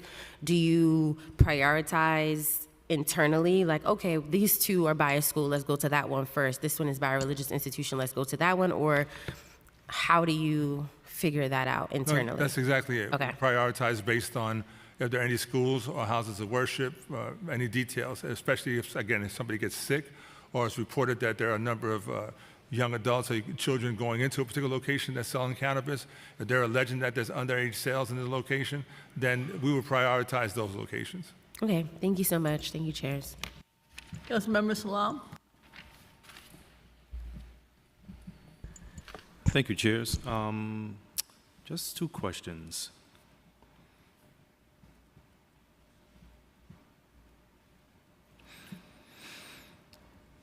And thank you for the testimony so far. Given the limited resources we may have as a city to respond to the marijuana-related 311 reports, how long would it take to respond to such a report, and how can we improve the response time? Currently, on the 311 complaints, we're probably in a 1 or 2 day process responding to them. So the response to the 311 complaints is pretty efficient right now. And currently, how many unlicensed cannabis shops are being inspected and/or padlocked a week? And if there's a new cannabis category in the 311 app, what would the projection look like with the increase of how many shops are being inspected and/or padlocked a week?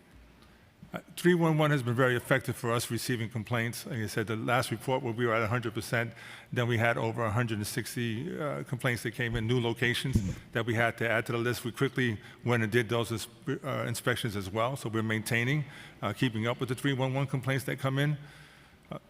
I don't know about any new categories. They get reported, we go out, and based on the information, again, if it's one of the sensitive locations, schools, houses of worship, somebody was getting sick, then that would elevate it to the top of the list to make sure that we go out. We also get calls when people try to break the locks and re-enter the locations as well, and that also makes it a priority. If it's a location that was unsealed illegally, then we will respond back to those as well. And just last thing, as a point of concern, I've been trying to zoom in on some of the items that are on the table. And when I looked at what was there, I said, wow, this is very, very concerning, of course, as you all are presenting this. And I definitely appreciate this example of what's being sold in these shops. Currently, there's still a law that says you can't operate within a certain distance of, say, a toddler's school or something like that. Is that the case? That is the case. Okay, because we have at least 2 that I know of in my district that are operating literally probably 5 to 10 feet away from a toddler's school. And, they've been telling me that people have been buying and, of course, using right there. And so those of us who don't smoke know that smoke comes into all kinds of windows and doors and crevices and things like that. And Just a point of concern that we'll be reaching out to see if we can get that fixed. Please, right after this meeting, we'll make sure we get the details of the locations from you. As we invite all the city council members, as many of them are taking advantage of, they can communicate directly with us of any locations that come to your attention, especially those that impact on our children or by our schools that need an immediate response. And then we will make sure that we send the appropriate teams to take care of it. Thank you. Thank you. Appreciate it. Councilmember Holden? Thank you, Chairs. Thank you, Sheriff, for your testimony today. I'm sorry I was running back and forth. I had another hearing over at 2:50. So if I ask a question that was already answered, I apologize for that. But are you seeing the illegal pot sales, are they a standalone, most of them a standalone pot shop, illegal pot shop, or are they mixed with a bodega or something else? What are you seeing on the street? We see both. So we see locations that are clearly. But which one would be the more regular, meaning that the undercover that you're doing sometimes, when you see a shop, and they're usually like 90% other things, like even food and so forth, and then 10% pot, or are they just, is this prevalent throughout the city where they're mostly just illegal pot being sold or drugs? I kind of think that it's a combination of the two, not one So more there's than no the other. one or the other? Okay. I don't believe so. I think that we have a fair distribution of both that require us to respond to. So which one is harder to shut down? That's what I'm going on this, because we raided some shops, especially on Metropolitan Avenue in Middle Village in my district. We closed a few, but the ones that stayed open are the ones that are doing kind of other, they're selling other things. They're selling food. They have a grill in there, so they're still open and they're still doing business right across the street from a legal establishment. So again, I think some of the inspections that we did were also prior to us having the authority for sealing. Now that we have the authority for sealing, if we go in and we find threat factors, the eminent threat factors, then we can close them down the first visit. Otherwise, we'll go in and give them a cease and desist notice, and then we have the authority to go back and inspect them 10 days later. So if we found after 10 days that they are still in violation, then we can go back in and then we can seal them immediately as well. You just padlock them, and how long does that last? Do they got to get a court order, or what happens on that? Once the location is sealed, they have a hearing they're scheduled to have a hearing within 5 days if they choose to. Yeah, because what we're seeing is that many of them are opening up right away. Many of them are staying in business, but most of them are the mixed areas. That means they're doing other things in there, grilling, legal stuff. But the pot is, in the one, and I just spoke to the owner of the legal shop. He says he went in there and there was a line out the door on the pot part of it. But they're grilling, they're making hamburgers and hot dogs and everything else too. So that's why I don't know if it's harder to shut them down or it's just as easy. It takes more than one visit to those locations. Okay. It may take a different type of operation, sending in some underage people to purchase. So depending on the circumstances, we're happy to discuss it further. But depending on the circumstances there, we may have to change the normal operation and approach it differently. Again, thank you so much for your testimony, and I wish there were more of you guys, so thank you so much. Thank you, Chairs. Okay, I have two questions from Majority Whip Brooks Powers. I think Councilmember Williams touched on it a bit, but based on the publicly available data, around 62% of cannabis summonses have been issued to locations within 1,000 feet of a school. Do we have a sense of what percentage of unlicensed cannabis shops are still open today that are in proximity to a school? No, sir. I think we can research the locations that we're scheduled to go back to and the new locations that are coming in and probably give you an updated answer to that, but off the top of the record, I don't. Is that something that your office would prioritize if you get a report of an unlicensed shop near a school? Absolutely. Okay. And do we have a breakdown of, there's currently only 85 legal shops in the city, right? I believe it was, I thought it was 76 or something. I'm not sure of the number. You don't know how many legal shops there are in the city? I have it in one of the papers, but I don't think it's 85. I believe it's in the 70s. Okay. So what is do you have a breakdown of the summonses issued by borough? No, but we can have that for you. Okay. Okay, Chair Brewer. Thank you. Just in terms of how long Operation Padlock is going to be spending to get all of these illegal closed.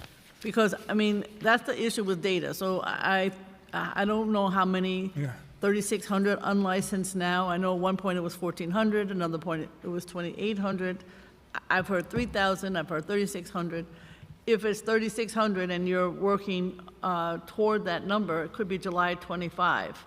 Maybe if you get the more deputies, it could be sooner. So how are you sort of looking at your schedule to close them all down?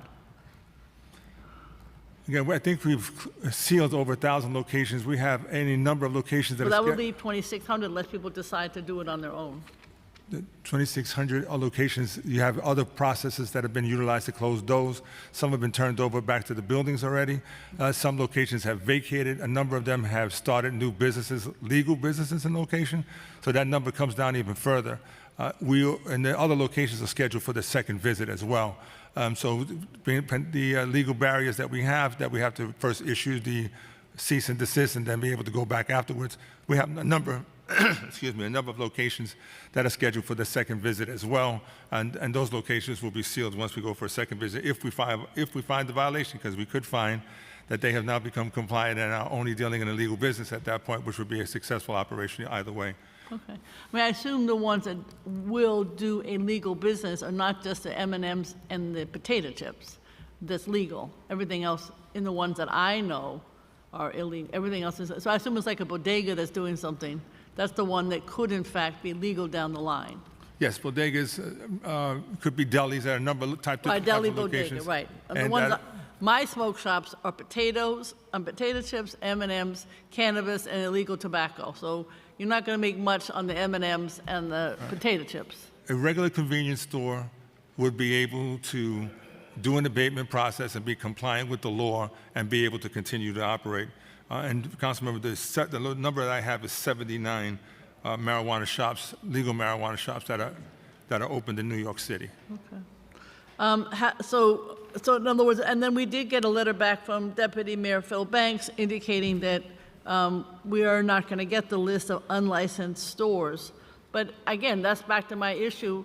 I think the public would love to know what a great job you're doing, because you've got 3,600 is not really 3,600 because landlords are complying, individuals are not are closing on their own, et cetera. So that's what I'm saying. We need the data. That's what we need. There are a number of concerns, again, prior to confirming that there's any illegal activity. Just because somebody says somebody's selling cannabis doesn't mean that it's so.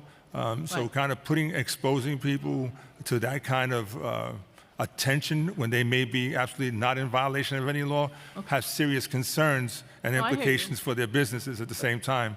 There are several operating concerns here, but we need to share information. But at the same time, just because somebody says you did something wrong doesn't mean you did. No, I understand that, but where you have proof, that would be the way to share the data, where there's actual proof, where they've gone to oath, et cetera. I'm just saying it's hard to get the data. I think that the rate of unlicensed retailers opening has been slowing. I don't see a lot of new stores opening. Do you agree that people are not opening new smoke shops? Yes. Okay. Do you know if more storefronts, I mean, I don't think they have opened since enforcement began? It's not my impression that they have, but maybe citywide, I don't know. Again, I said just to the 311 complaints in the last group that came in, they identified an additional 161 locations.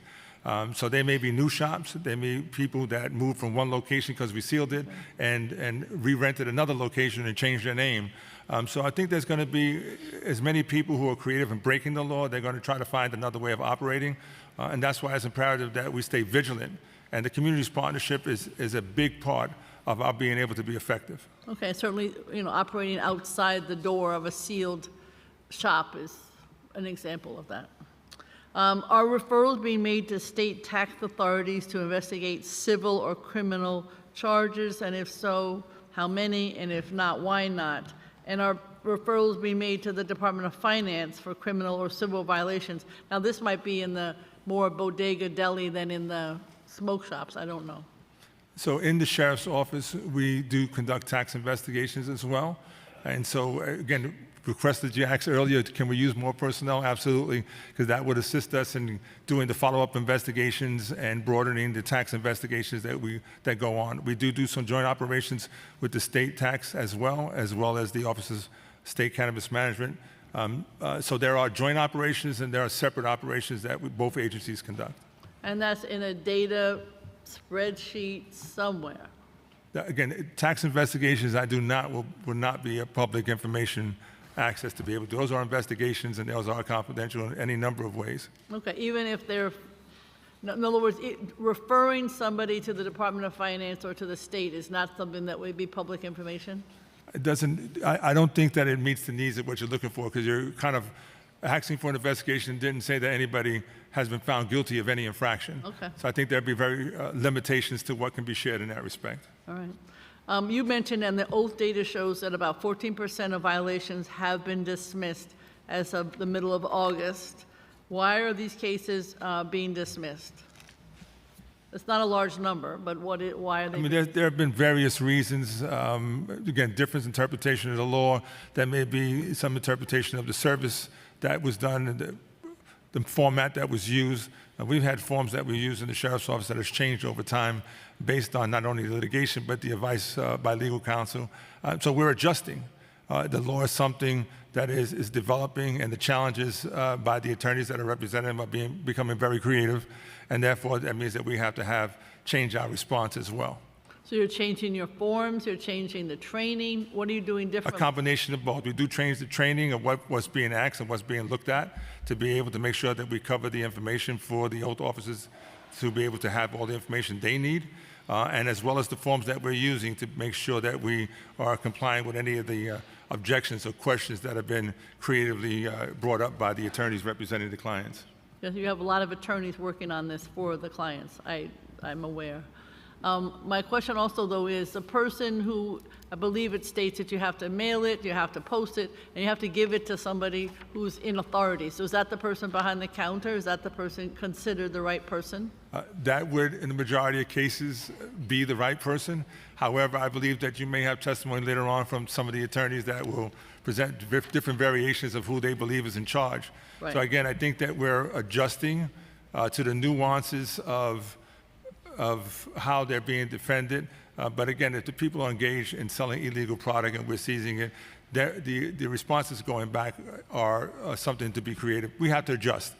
As well as the person who's selling it in front of the location or using a vehicle or using a stand of some kind.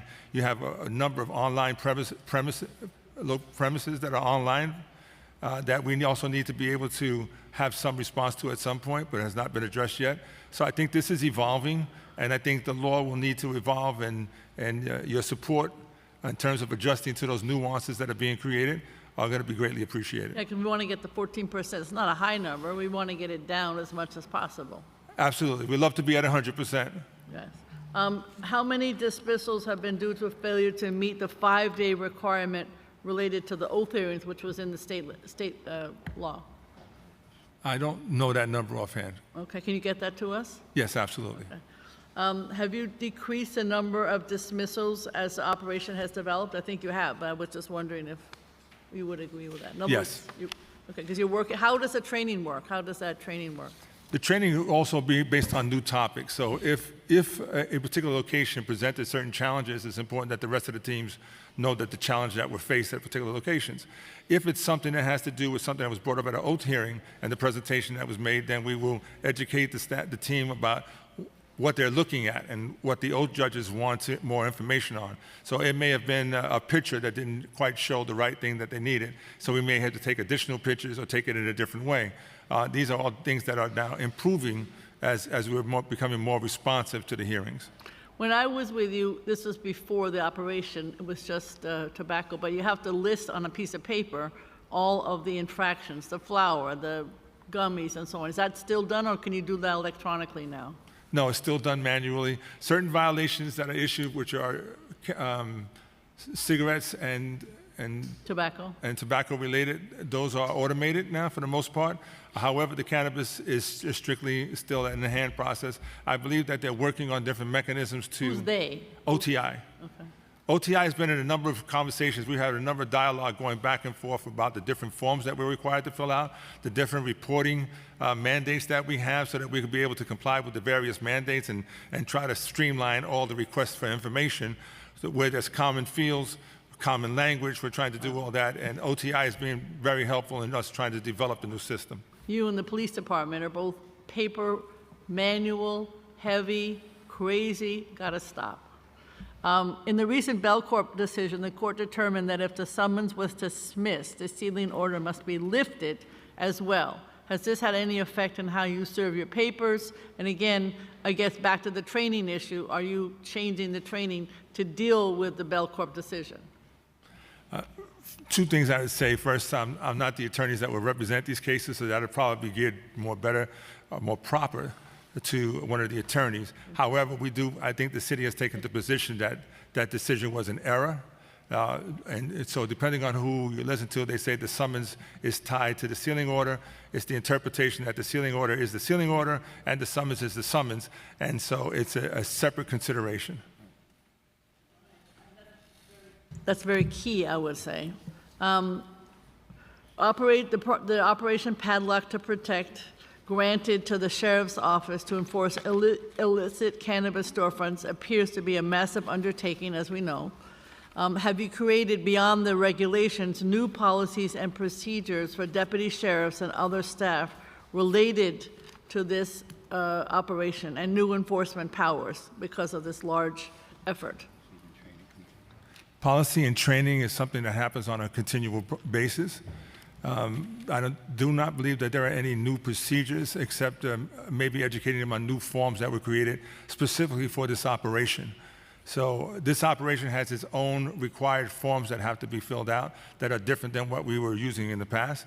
And we had to adjust many of them to address many of the questions that are being asked. So again, it's gone through a process. Is it something, I know with the police department, they do support giving to the public the manual that, guides every police officer. You know that from your past. Is there, could you share in the future with us the training manual, whatever training manual you're using for this new operation? Well, we have a patrol guide, and if there's any particular... Well, you have your own patrol guide, but yes. So that's what is used in terms of the training? That is used what's generally for training. For this program, then I would evaluate what we are using currently, and if there's a way of us sharing that information, I think that'll be something that we can discuss. We would like to see that information, that training. And then I think in terms of the paperwork, you are working with OTI to come up with something that would hopefully be even more accurate. If it was online, less manual, it would seem to me that it would be more online. Satisfied here, and then this was. Okay.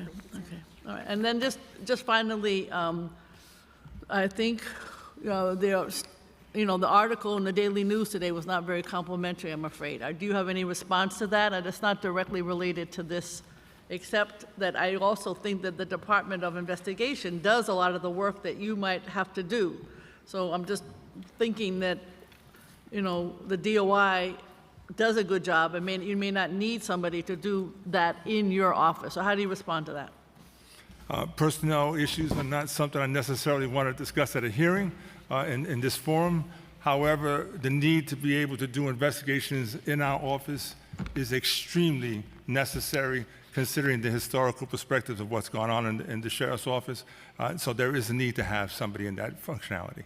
Okay, that's your answer. Any other questions? No? Thank you very much, and we thank you for your testimony. Thank you so much.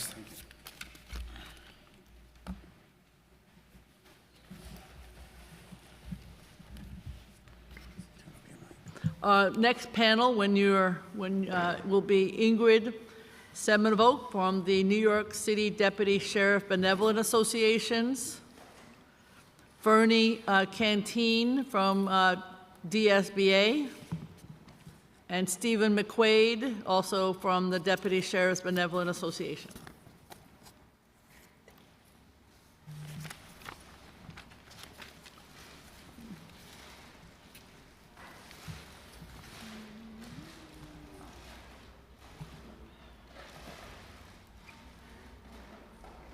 can't do all this.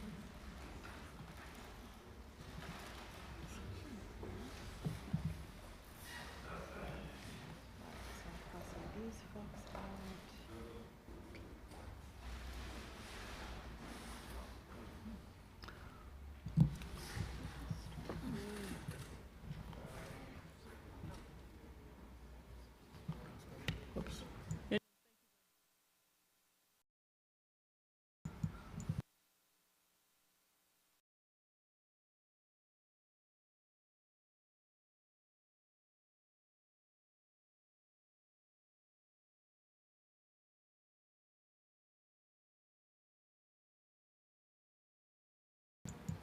Thank you very much. You may begin whenever you wish.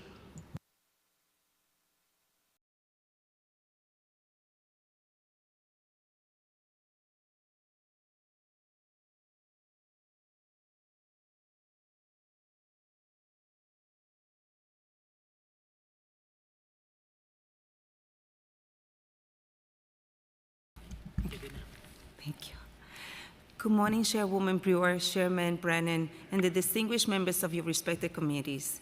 My name is Ingrid Simanovic. I am the president of the New York City Deputy Sheriff Benevolent Association. Our approximately 140 members provide critical essential service to New York residents every day. Our deputy sheriffs enforce both civil and criminal matters. The New York City Sheriff's Office is composed of 3 sections: operations, intelligence, and support. The deputies working within our Bureau of Criminal Investigation investigate city tax violations, real property, larceny, defrauds, cigarette tax, cannabis, synthetic narcotics enforcement, and other offenses.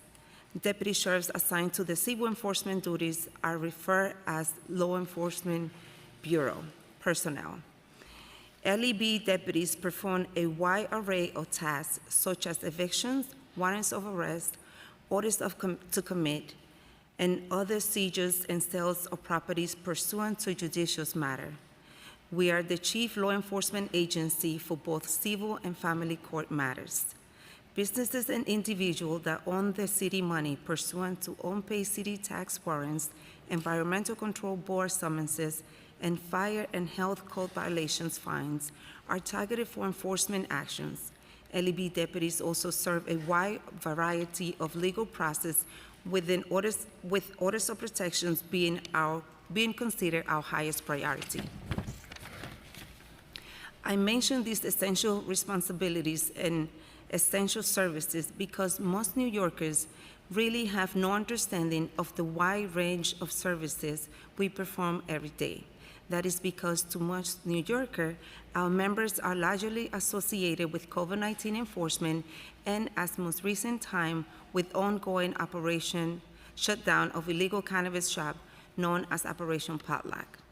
Overall, the Sheriff's Office is a very unique law enforcement agency with powers and authority unlike any other city agency. This is the same very authorities Sheriff Anthony Miranda is bestowed with, and the very same powers he has abused often enough during his short tenure. Today's hearing focused on the implementation of New York cannabis enforcement laws and with Operation Potluck. With that central focus of the city's cannabis enforcement, to be clear, our union fully supports enforcing all New York laws and ensuring the safety, security, and well-being of all New Yorkers.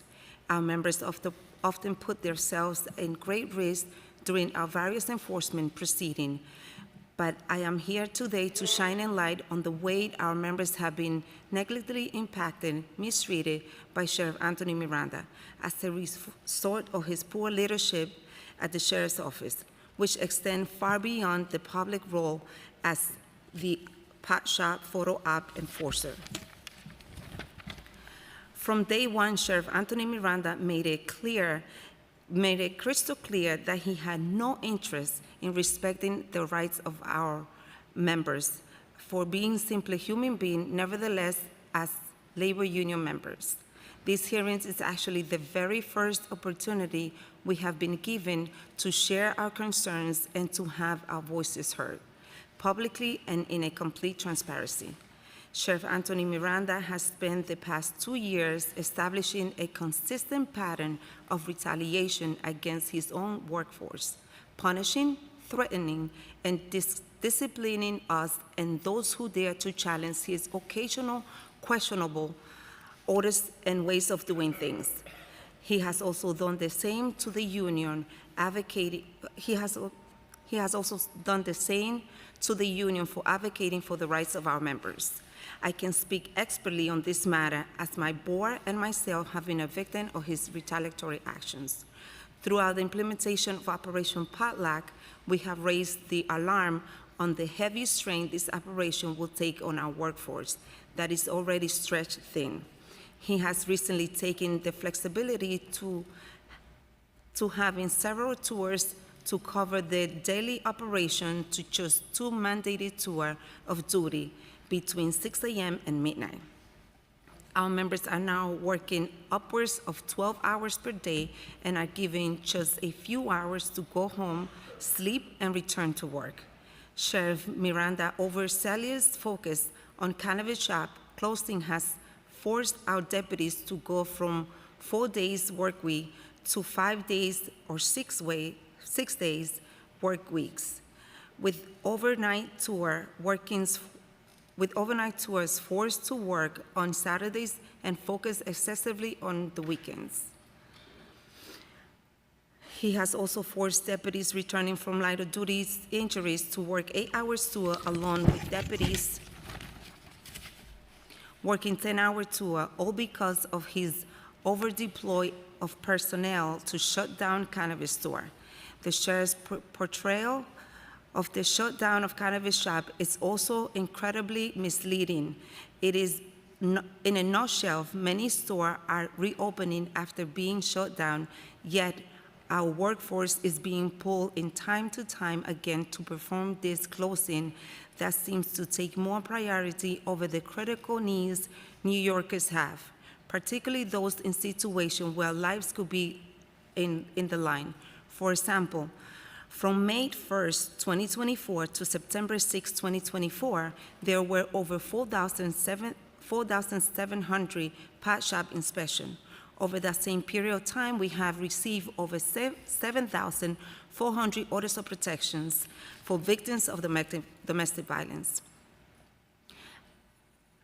As with any city-wide public safety initiative, a surge of manpower is required to successfully execute the needs specific to that initiative. If the sheriff truly cares about the public needs, he will have committed to increasing our staffing levels in order to both carry out Operation Potluck while simultaneously carrying out orders of protections, evictions proceedings, drugs and illegal e-bags confiscation, and other seizures. We have received hundreds of complaints from New Yorkers demanding to know what is going on with their orders of protections. Since when does a cannabis shop closing take priority over safeguarding the lives of women who are victimized by domestic violence? We are losing deputies who cannot continue to work under a sheriff who has zero regards for their employment rights as well as well-being.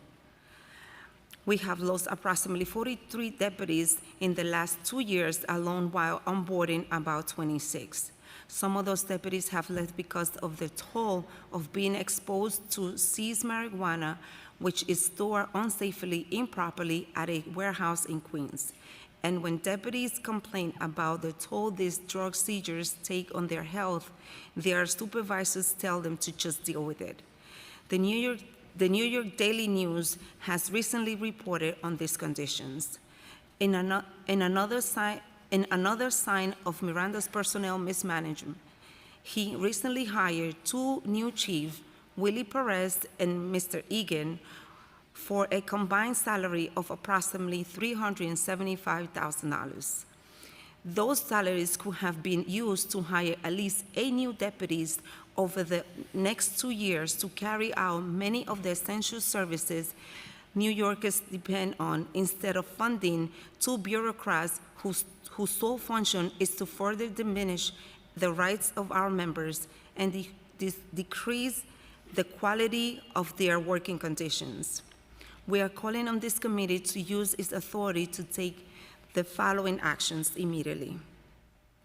First and foremost, we are calling on the committee to investigate our personnel deployment and examine why deputies are being overly deployed on certain operations at the expense of others. Second, we invite the committee to conduct an order into the storage of seizures contraband to compel the sheriff to overhaul how cannabis and other taxes are impacting the health and safety of our members. Third, we need a greater community accountability into the operation of the sheriff's office. The sheriff should have to regularly report his office performance, indicating just like every other agency does, either directly on the sheriff's website or on the management report, both of course public-facing. For too long, Sheriff Miranda has operated his office like his own personal freedom, even as far as traveling to work in his city vehicle with lights and sirens when there is no emergency.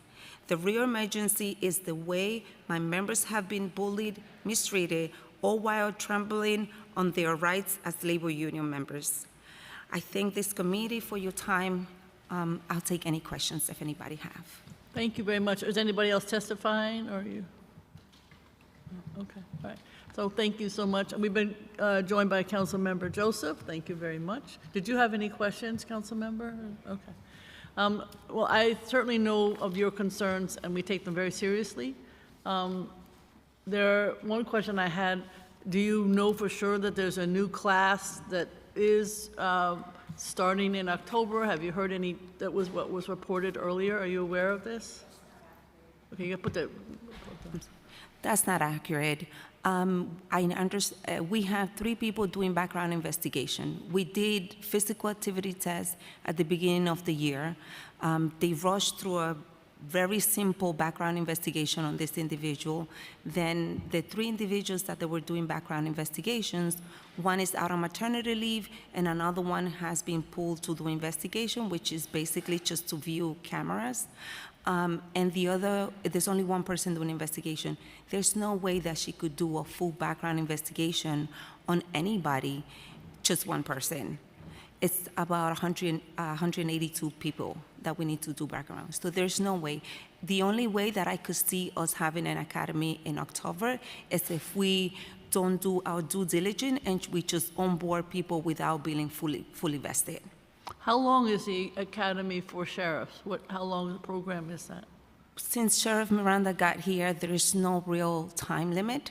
Our academy used to be 6 months. After he came, I know I requested a labor management meeting because our academy started going to 10 weeks, 12 weeks, and then there's no academy. Since he got here, we only have had 2 graduations. One was the academy started before his arrival, and the other academy, he graduated close to a year later, if not a year later. We have individuals that started an academy after he got here, and he have never graduated. And he you doesn't mentioned believe. also, go ahead, I'm sorry. Go ahead. He doesn't believe in graduating the deputies. He believes that if he doesn't graduate you, you're going to do as you told when you told. And that's why he's not having formal graduations. Okay. And you mentioned that 43 have left while only onboarded 26. That's in the last couple of years. That was an example of what the challenges are. Yes. So since he left, we have lost close to 43 members. The one that have come in, they came before him. He have only brought in 5 people. 5 deputies. 5 deputies. Okay. And then the other question I have is, you mentioned I'm certainly very familiar with orders of protection. We work with domestic violence persons in our office every day. People bring horrible situations. So you're saying, what would be an example of what's not getting done because of Operation Padlock? We don't have enough personnel. I could tell you in Richmond County, I only have 5 deputies for the entire county. In New York County, about 12, 13 deputies for the entire county. With supervisor, maybe 15. The Bronx is about 24 for the entire county.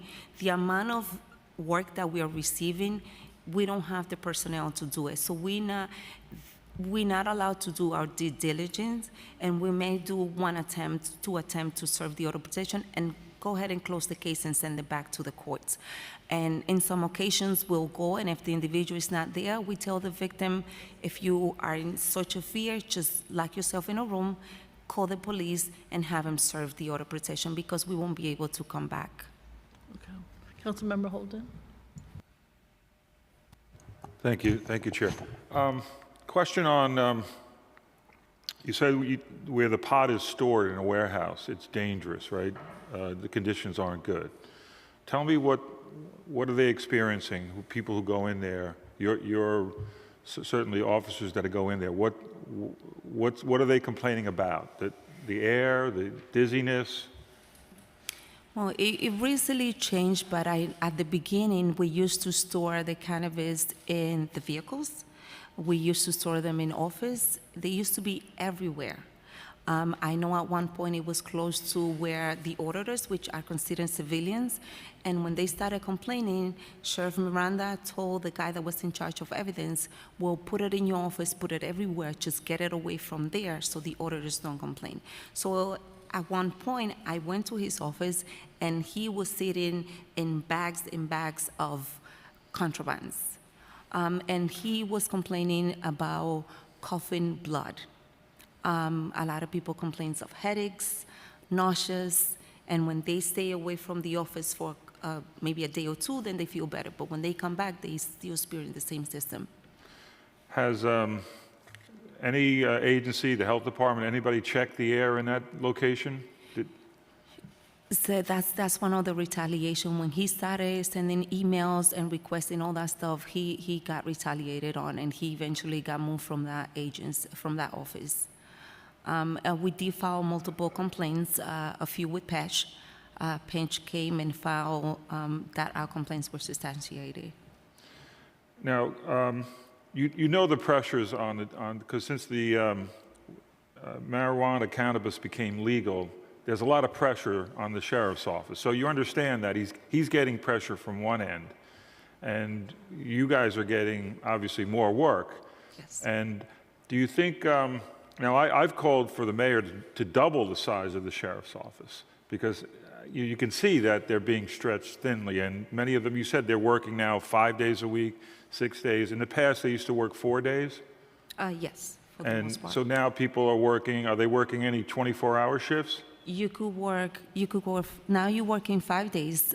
He wanted to have 5 days, 8 hours tour, but now you're working 5 days, 10, 12, 14, 16 hours, and sometimes even longer tour, because when you have an arrest, you have to stay without arrest until you complete it. And I'm with you. We need more members. But the problems that we have is with the mismanagement. Everybody that he's bringing aboard, it's not being beneficial for us.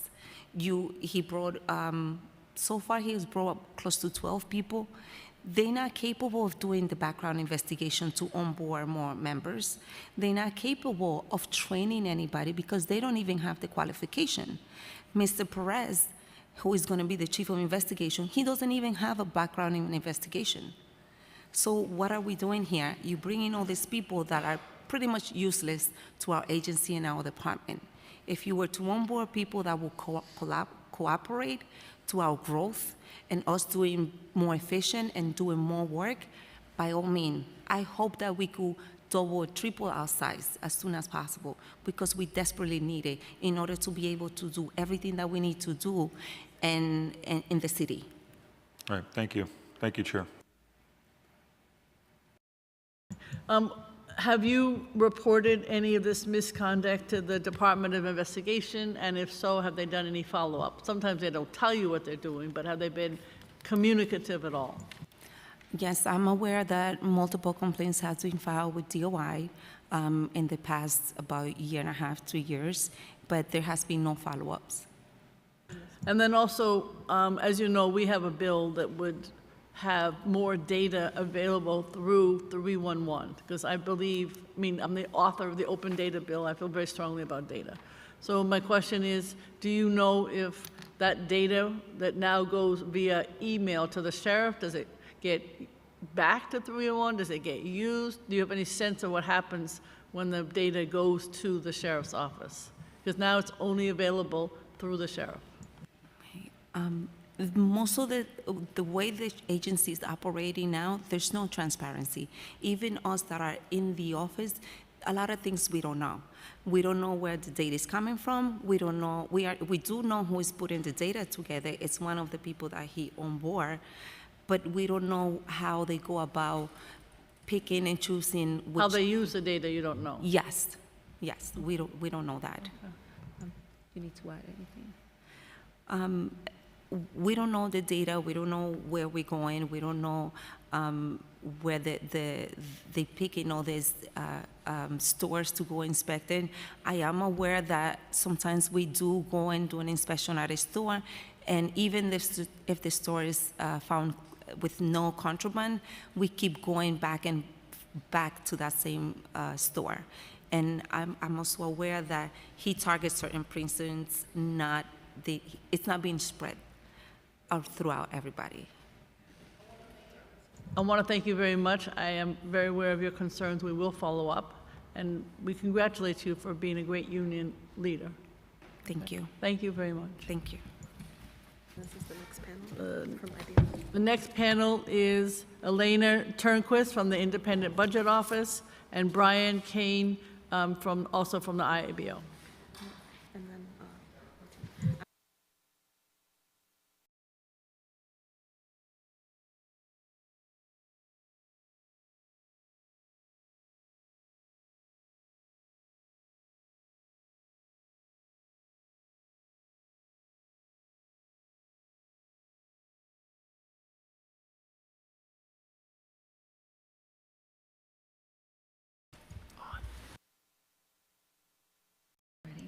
Go right ahead. Thank you very much for being here. We love IBO. Go ahead. Hi, good morning, Chair Brannon, Chair Brewer, and members of the Finance Committee and Oversight and Investigation Committee. I am Elena Turnquist, Economic Development, Budget, and Policy Analyst for the New York City Budget Office, Independent Budget Office, IBO. I am joined here today by my colleague, Brian Kane, Assistant Director of Housing, Environment, and Infrastructure. In August of 2023, IBO published a report estimating the potential size of a mature legal cannabis market in New York City. In May of 2024, IBO updated these estimations using more recent data. IBO also recently published a report discussing important changes from the last session of the state legislature, including changes to cannabis relevant to the city. My testimony today will highlight key takeaways from IBO's cannabis-focused research. IBO has been estimating the potential size and fiscal impact of New York City's cannabis market for over a year. Our most recent update in May 2024 estimated that New York City's legal cannabis market could, at maturity, yield between $33 million and $200 million in annual tax revenue for the city. Notably, a variety of factors impact this large range, including the pace of opening of licensed cannabis dispensaries, consumer preferences for switching to the legal market, enforcement of unlicensed dispensaries, and consumer preferences for different types of cannabis products. For example, edibles are a higher priced product than typical flower and yield greater tax revenue.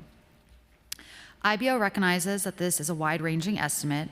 IBO's estimate relies on data from other states, looking both at average per capita sales and the price per ounce of cannabis sold. The low end of our estimate, $33 million, assumes a low amount of cannabis sold per capita at a low price, and the high end of our estimate, $200 million, assumes a higher amount of cannabis sold per capita at a high price. IBO's estimates are also based on consumption patterns and prices seen in other states with at least 5 years of legal adult use cannabis sales. When the rollout of the legal market is completed, IBO would expect to see cannabis sales in the middle of this range. It is difficult to pinpoint a future market size for several reasons. New York State's unique requirements for retail licenses have resulted in a slower rollout of the legal market than in most other states. The presence of unlicensed dispensaries has also slowed growth of cannabis revenue because any sales made at these stores are obviously untaxed. Even if the city is successful in closing all unlicensed cannabis retail operations, consumers may still choose to continue patronizing unlicensed sellers, for example, those in the legacy legacy industry rather than purchase from cannabis state licensed dispensaries. IBO expects that as more licensed dispensaries open across the city, more unlicensed stores close, the pace of cannabis tax revenue collection will increase.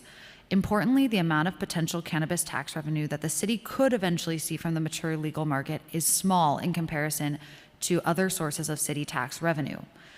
IBO projects approximately $85 billion in total city tax revenues in 2028. Even with the highest cannabis projection of about $200 million, this would only amount to about 0.24% of the total city revenues. Fluctuations in cannabis revenue are not a make or break factor in creating or closing budget gaps. While the fiscal impact of unlicensed smoke shops and cannabis revenue is relatively small, unlicensed smoke shops likely affect the ability of licensed dispensaries to compete and succeed in the city, and the sale of unlicensed cannabis and tobacco products creates concern from a consumer protection and public health vantage point. Cannabis tax revenue collections to date have fallen short of IBO's estimate, but IBO expects collections to increase in the years ahead. As of the 2025 executive budget, New York City collected $2.4 million in cannabis tax in fiscal year 2024.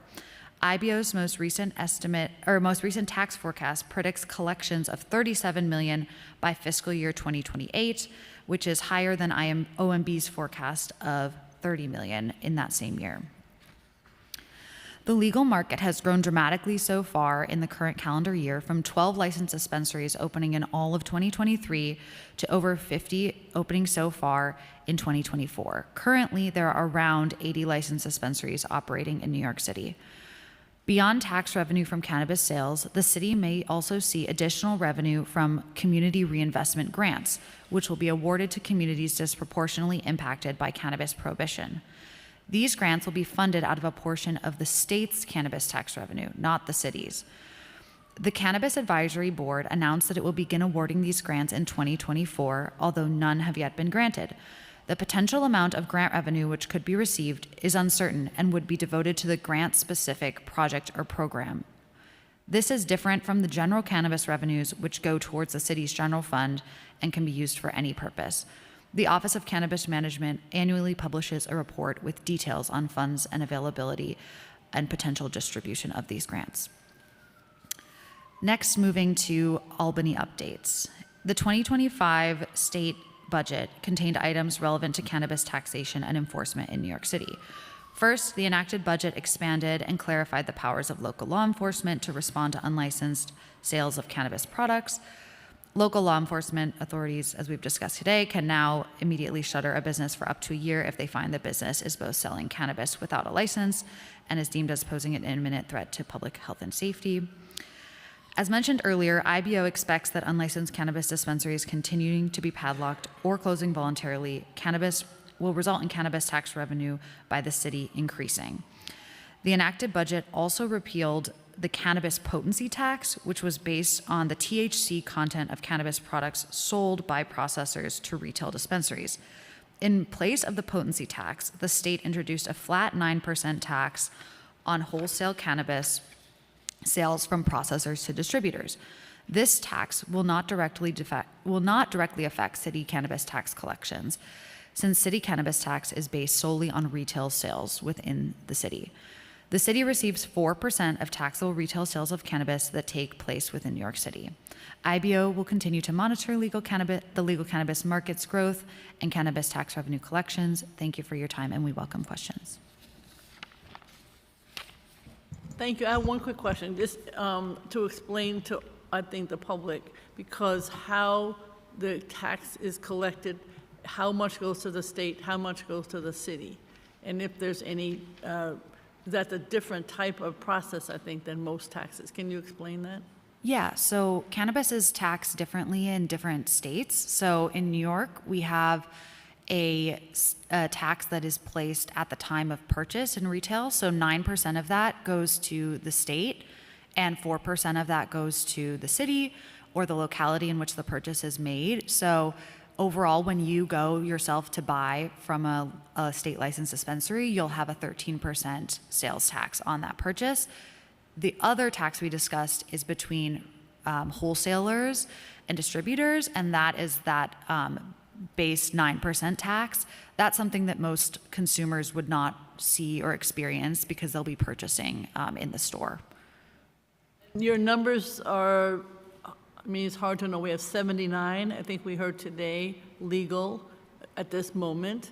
So do you have some sense of what numbers you project to be legal to come up with the numbers that you came up with? Yeah, so because a dispensary can sell, the size of a legal dispensary can really range. So some dispensaries do a lot of sales, some will do less. It depends on probably the location that you're in within the city, as well as the size of your overall operation.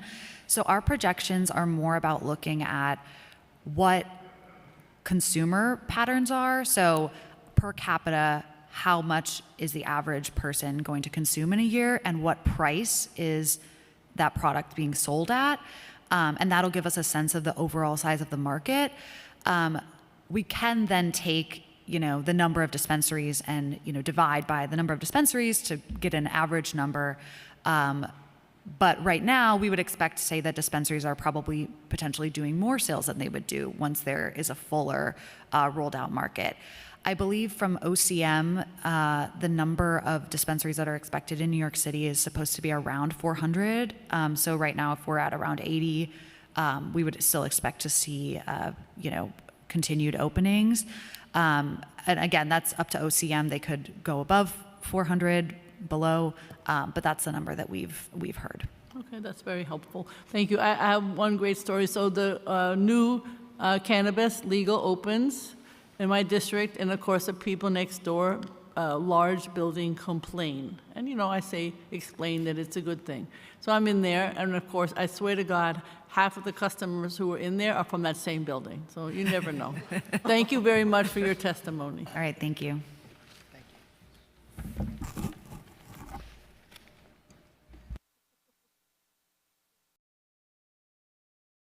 I now open the hearing for public testimony. I have to read this whole stupid thing. I remind members of the public that this is a government proceeding and that decorum shall be observed at all times. As such, members of the public shall remain silent at all times, and I thank you because you've been very quiet. The witness table is reserved for people who wish to testify. No video, recording, or photography is allowed from the witness table. Members of the public may not present audio or video recordings as testimony, but may submit transcripts of such recordings to the Sergeant at Arms for inclusion in the hearing record. If you wish to speak at today's hearing, I think those of you who wanted to have already filled out an appearance card, but if somebody wants to and hasn't, please do so. Do it with the Sergeant at Arms and wait to be recognized. When recognized, you have 3 minutes to speak at today's oversight hearing topic, which of course is about the cannabis enforcement laws and proposed intro 557A and intro 981. If you have a written statement or additional written testimony you wish to submit for the record, please provide a copy to the Sergeant at Arms. You may also send written testimony, for those of you who are listening, testimony@council.nyc.gov within 72 hours of the close of this hearing. Like I said earlier, audio and video recordings will not be accepted. And for in-person, if there's anyone here who wants to, please come up to the table once your name has been called, but you have to fill out the slip. Is there anybody here from the in-person panel? And it looks like David Schwartz from Wholesalers, Anwar Haig, the protest against illegals, Lance Lazaro, who's a business owner, Nadia Kentat, who's a convenience store, Jeffrey Hoffman, and Michael Zaitu. So why don't we take the first 5 people, which include David Schwartz, Anwar Haig, Lance Lazaro, is that 4? Yep. And Nydia Knotts. And then do those 2 later, because there's too many people.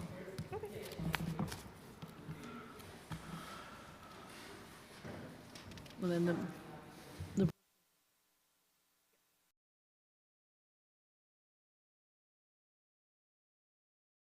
microphone.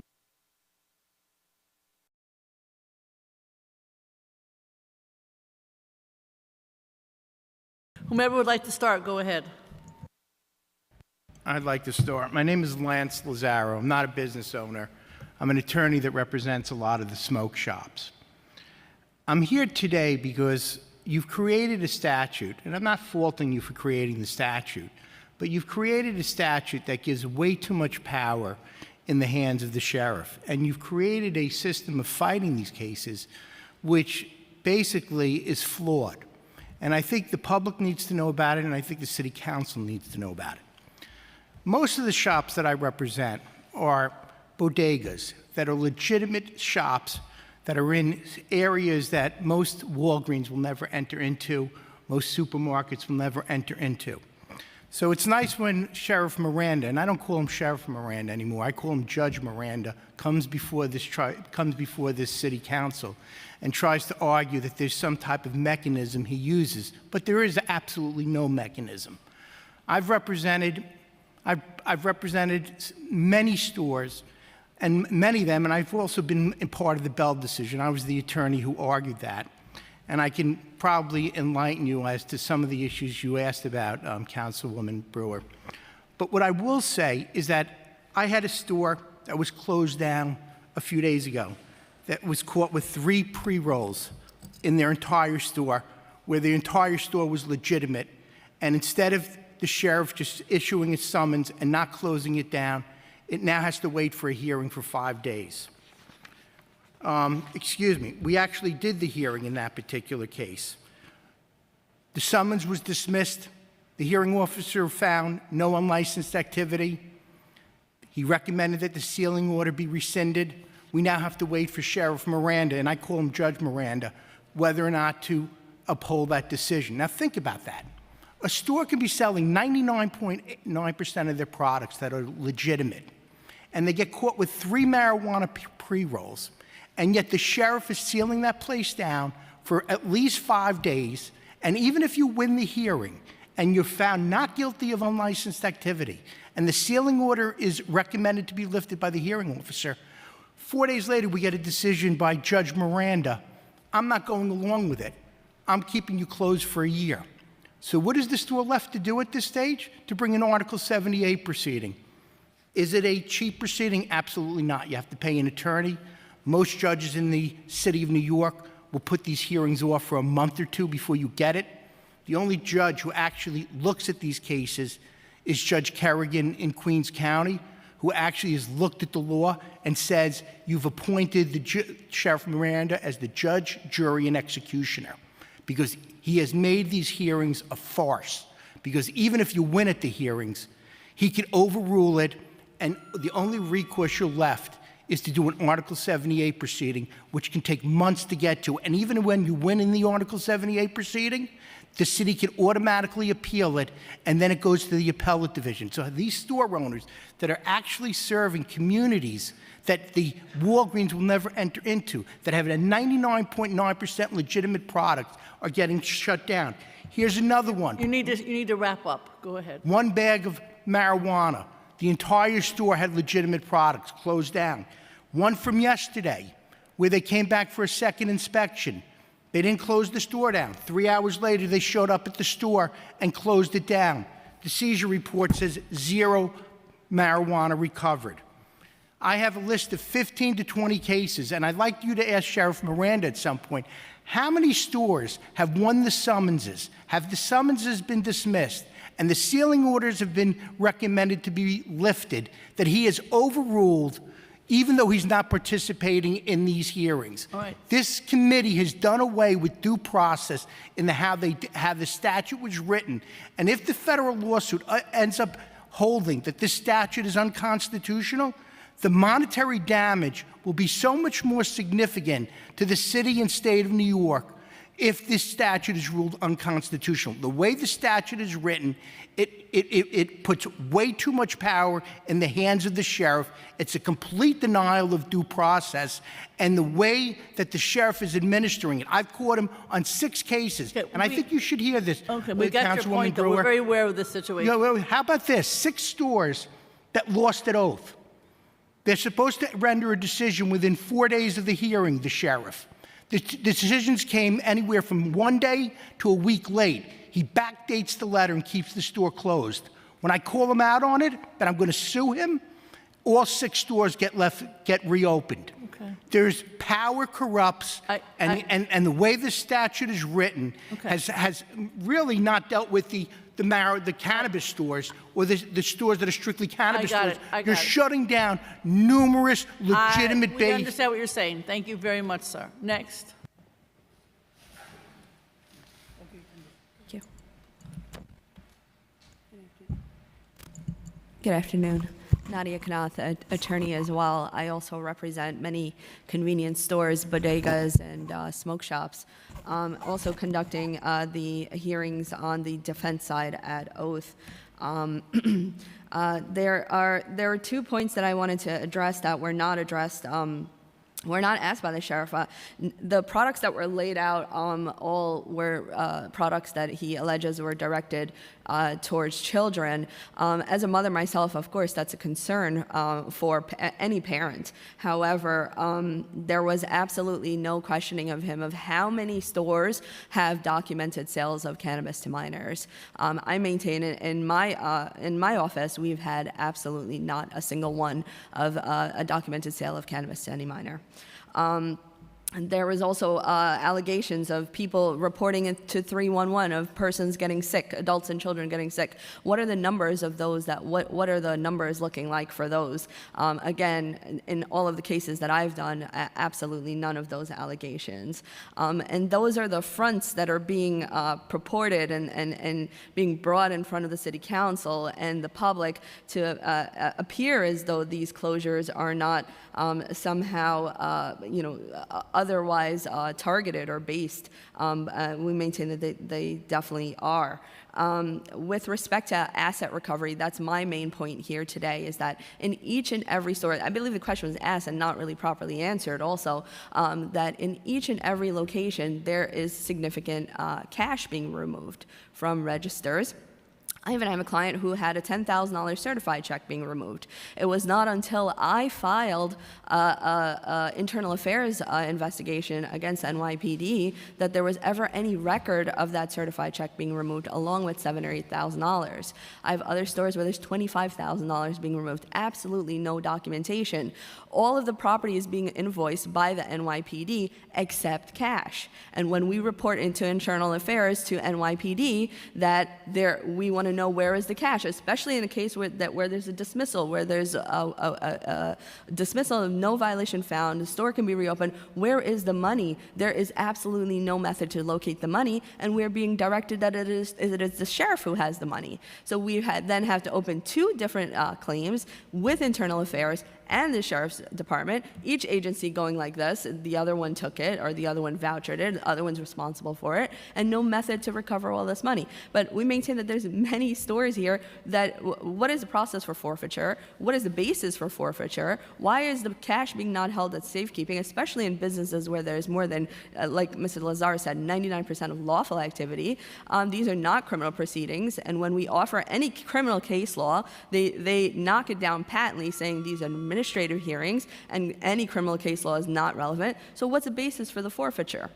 For a product that's legal in New York State, I maintain that it's unlicensed, but the characterization of some of these sales as being illegal drug sales is just not accurate and not correct.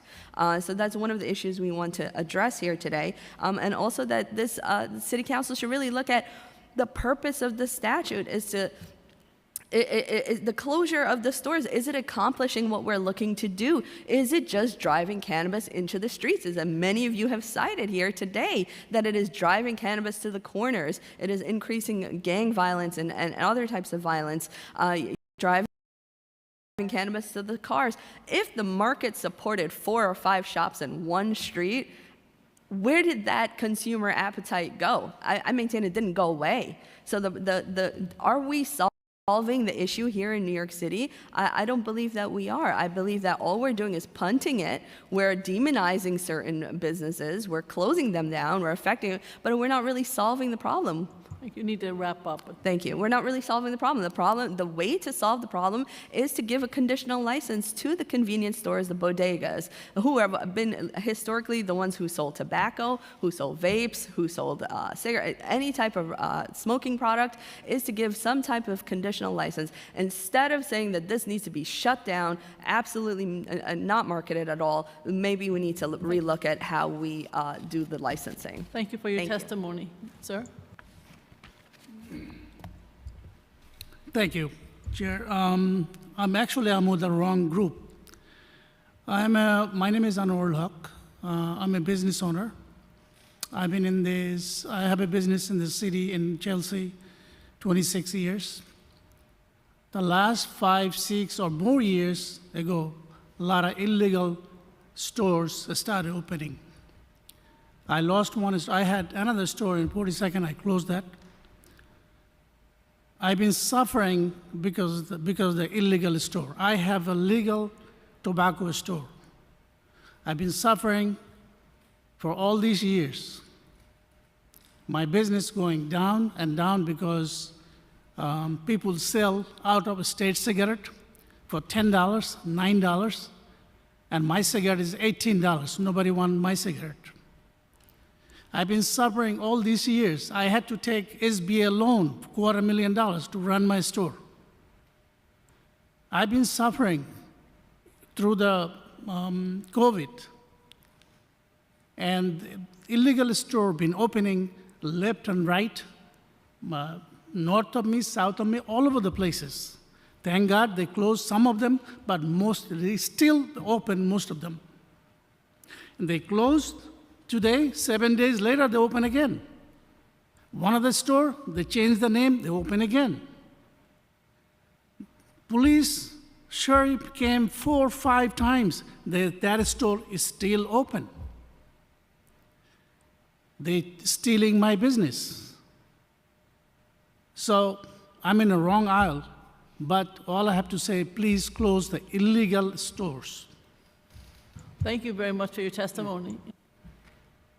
Thank you very much, panel. We're very aware we're taking all questions and comments very seriously. So thank you. Absolutely not. Okay, the last in person are Michael Zaksu and David Schwartz. And Jeffrey Hoffman.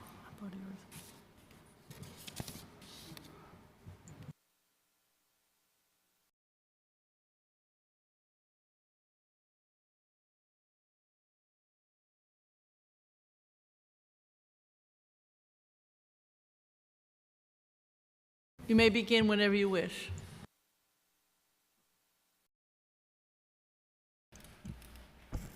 Good afternoon, members of the City Council. My name is Michael Zaitsev. I'm the Academic Director of the Business of Cannabis degree programs at LIM College in Midtown Manhattan. I'd like to begin by expressing my support for the initiatives being proposed today and recognizing the progress made over the past year to address illicit cannabis stores in our city. However, I must emphasize that these positive steps are nowhere close to enough. We need to take a more comprehensive approach if we truly want to tackle the challenges we're facing. The continued proliferation of illicit cannabis stores, which have several advantages over legal dispensaries, such as no advertising restrictions or proximity protections, is largely due to delays at the state level, with the Office of Cannabis Management being understaffed and slow to get licensed dispensaries open. These illicit stores are not only undermining the legal market, but also pose a significant public safety risk. Some of my students have shared the alarming reports that some of these shops sell much more than cannabis, including illicit narcotics and other dangerous substances. While I encourage the city and state to consider allowing some illicit operators of these stores to transition to the legal market, or at least create some process for integration as opposed to criminalization, which we know from the city's infamous cannabis history does more harm than good, this transition must be carefully managed. It can only happen after those who have applied and received legal permits to operate have had the opportunity to open, which, as we know, has been slow. Finally, and perhaps most importantly, there's a critical need for more public education around safe and responsible cannabis use. We need to ensure that the public, especially young people, public school teachers, middle school teachers, healthcare professionals, and senior citizens who are increasingly using cannabis as medicine are aware of the real facts behind cannabis, its risks, and its benefits. Without education, the potential for misuse and harm increases significantly, especially with unregulated stores everywhere with illicit, untested product easily available. I urge the City Council to consider a public education campaign focused on cannabis safety, responsible use, and harm reduction. Who's responsible for creating and distributing curriculum on cannabis safety for public schools? I sense that it's severely lacking today. Additionally, I think the city should require continuing education for healthcare professionals to make sure that they're equipped with the latest information on cannabis use, harm reduction, and how to consult patients effectively. These education initiatives would not only protect vulnerable populations, but also encourage cannabis consumers to shop in the legal, regulated market. Thank you for your time and consideration. Thank you. Next. Good afternoon. My name is Jeffrey Hoffman. I'm an attorney here in New York City. My law firm focuses entirely on legal New York cannabis, and we have hundreds of clients in the legal cannabis industry, both here in the city and across the state. While I've prepared longer written comments for your review, which I've shared with you, I wanted to share this brief assessment of the state of New York cannabis with you in person, both addressing enforcement and two other critical issues that I believe need to be addressed. As to enforcement, the efforts are finally having an impact, but there is a long way to go. While a number of illicit stores have been shut down, there is still a huge number of illicit stores open across the city. And as has been discussed here earlier today, we have now entered the cat and mouse part of the program. Illicit stores are remaining closed during the day and reopening at night in order to avoid the enforcement efforts, while others are cutting the padlocks which the sheriff puts on their doors and reopening within days and sometimes even hours of being shut down. You are on the right path. Do not let your initial efforts result in complacency. To that end, I strongly encourage the city to set up a regular dialogue with the members of the cannabis bar here in the city. We attorneys are on the front lines of what is happening, and we can help you head off problems and craft solutions to issues that you will not be aware of until it is too late. For example, we in the cannabis bar have been saying for over 2 years that strong enforcement measures would be required to have a significant impact on illicit cannabis businesses. This is not Monday morning quarterbacking. We were saying this during practice on Thursday. I encourage the city to create a standing task force, perhaps under an expanded Cannabis NYC, and the excellent work that Deshita Dawson and her team are doing to coordinate efforts on the issues which will impact the cannabis industry here. Next, we need to revisit the concept of 24-hour nightlife districts in the city. At one point, the Office of Nightlife explored this, and it's a concept being deployed in other cities around the world, and I believe it's an idea whose time has come for us here in New York City. Most significantly, while New York's cannabis regulations generally prevent sales of cannabis from 2 a.m. to 8 a.m., they go on to say that this is true, quote, unless given express written permission by such municipality or the municipality passes a local law authorizing it to operate during such hours. Hence, we could enable such stores to be open 24 hours in specific districts established for nightlife. This would be a game-changing aspect for nightlife in our city.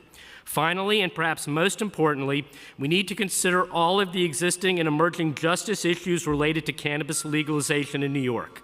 namely expungement and employment.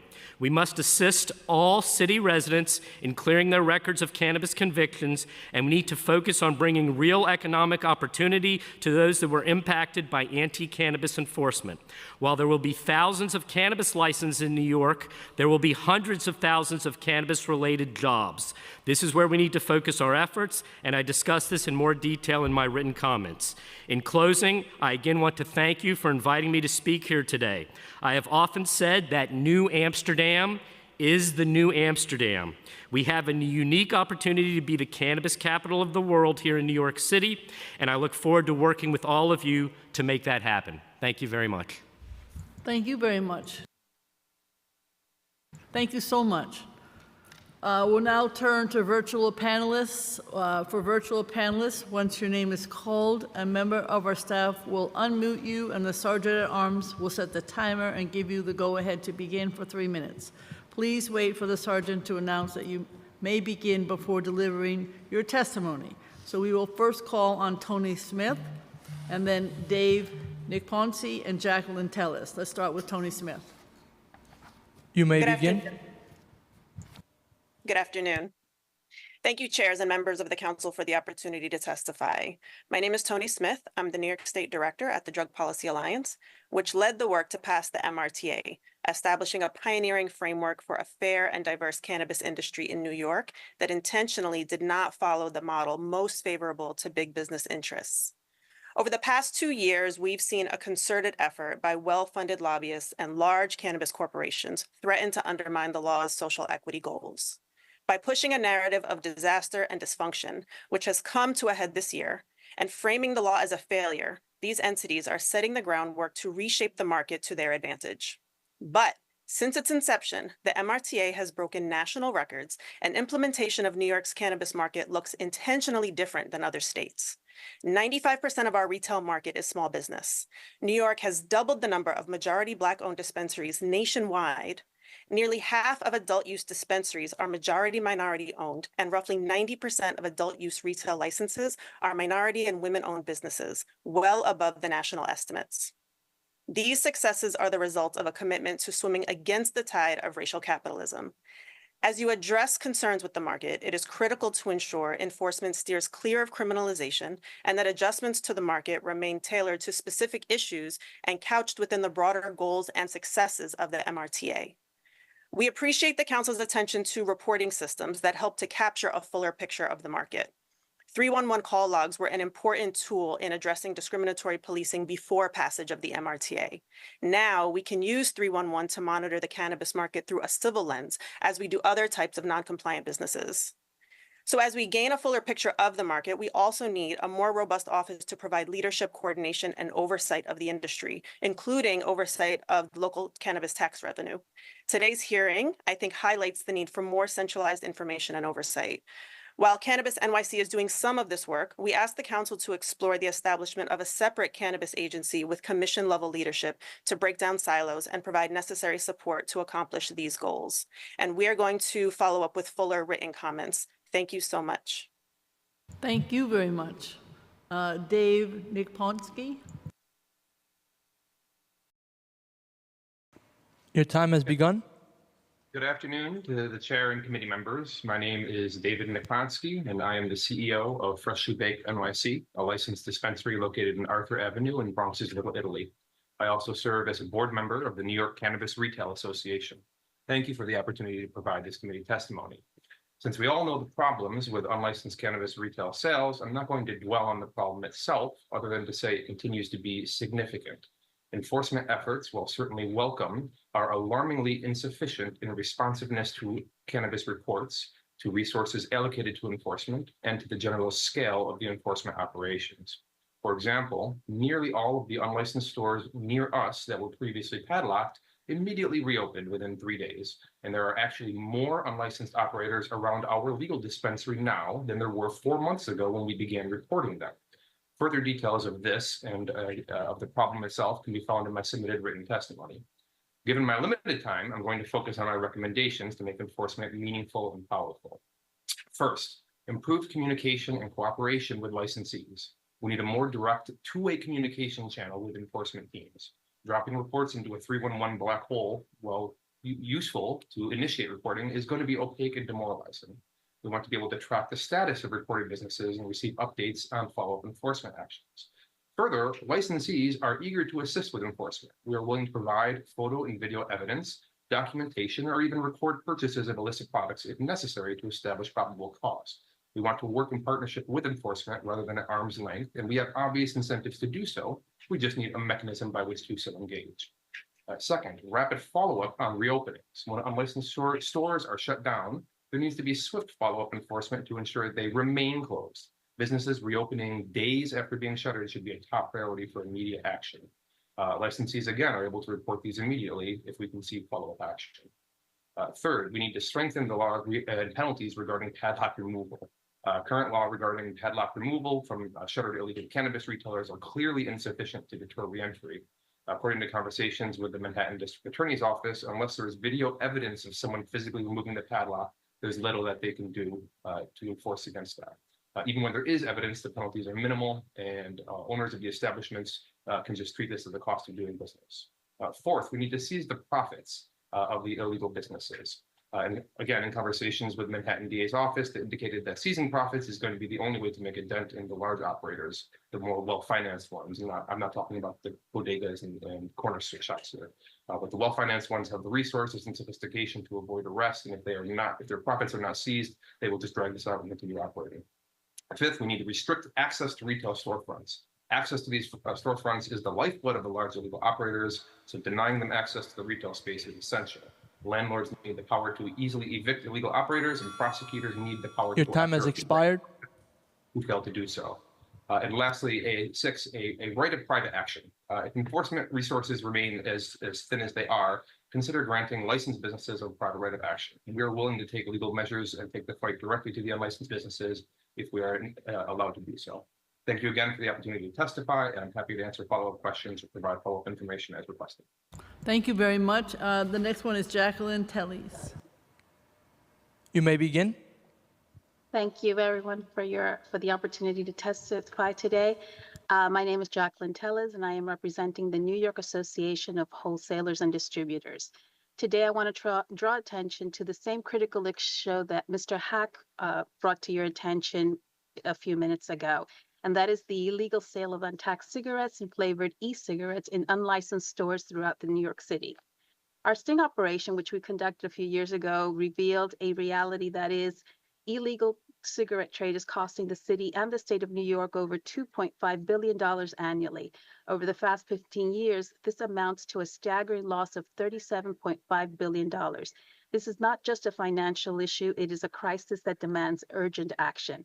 At the New York Association of Wholesalers and Distributors, we believe in maintaining a fair and free market where businesses can thrive based on merit and competition.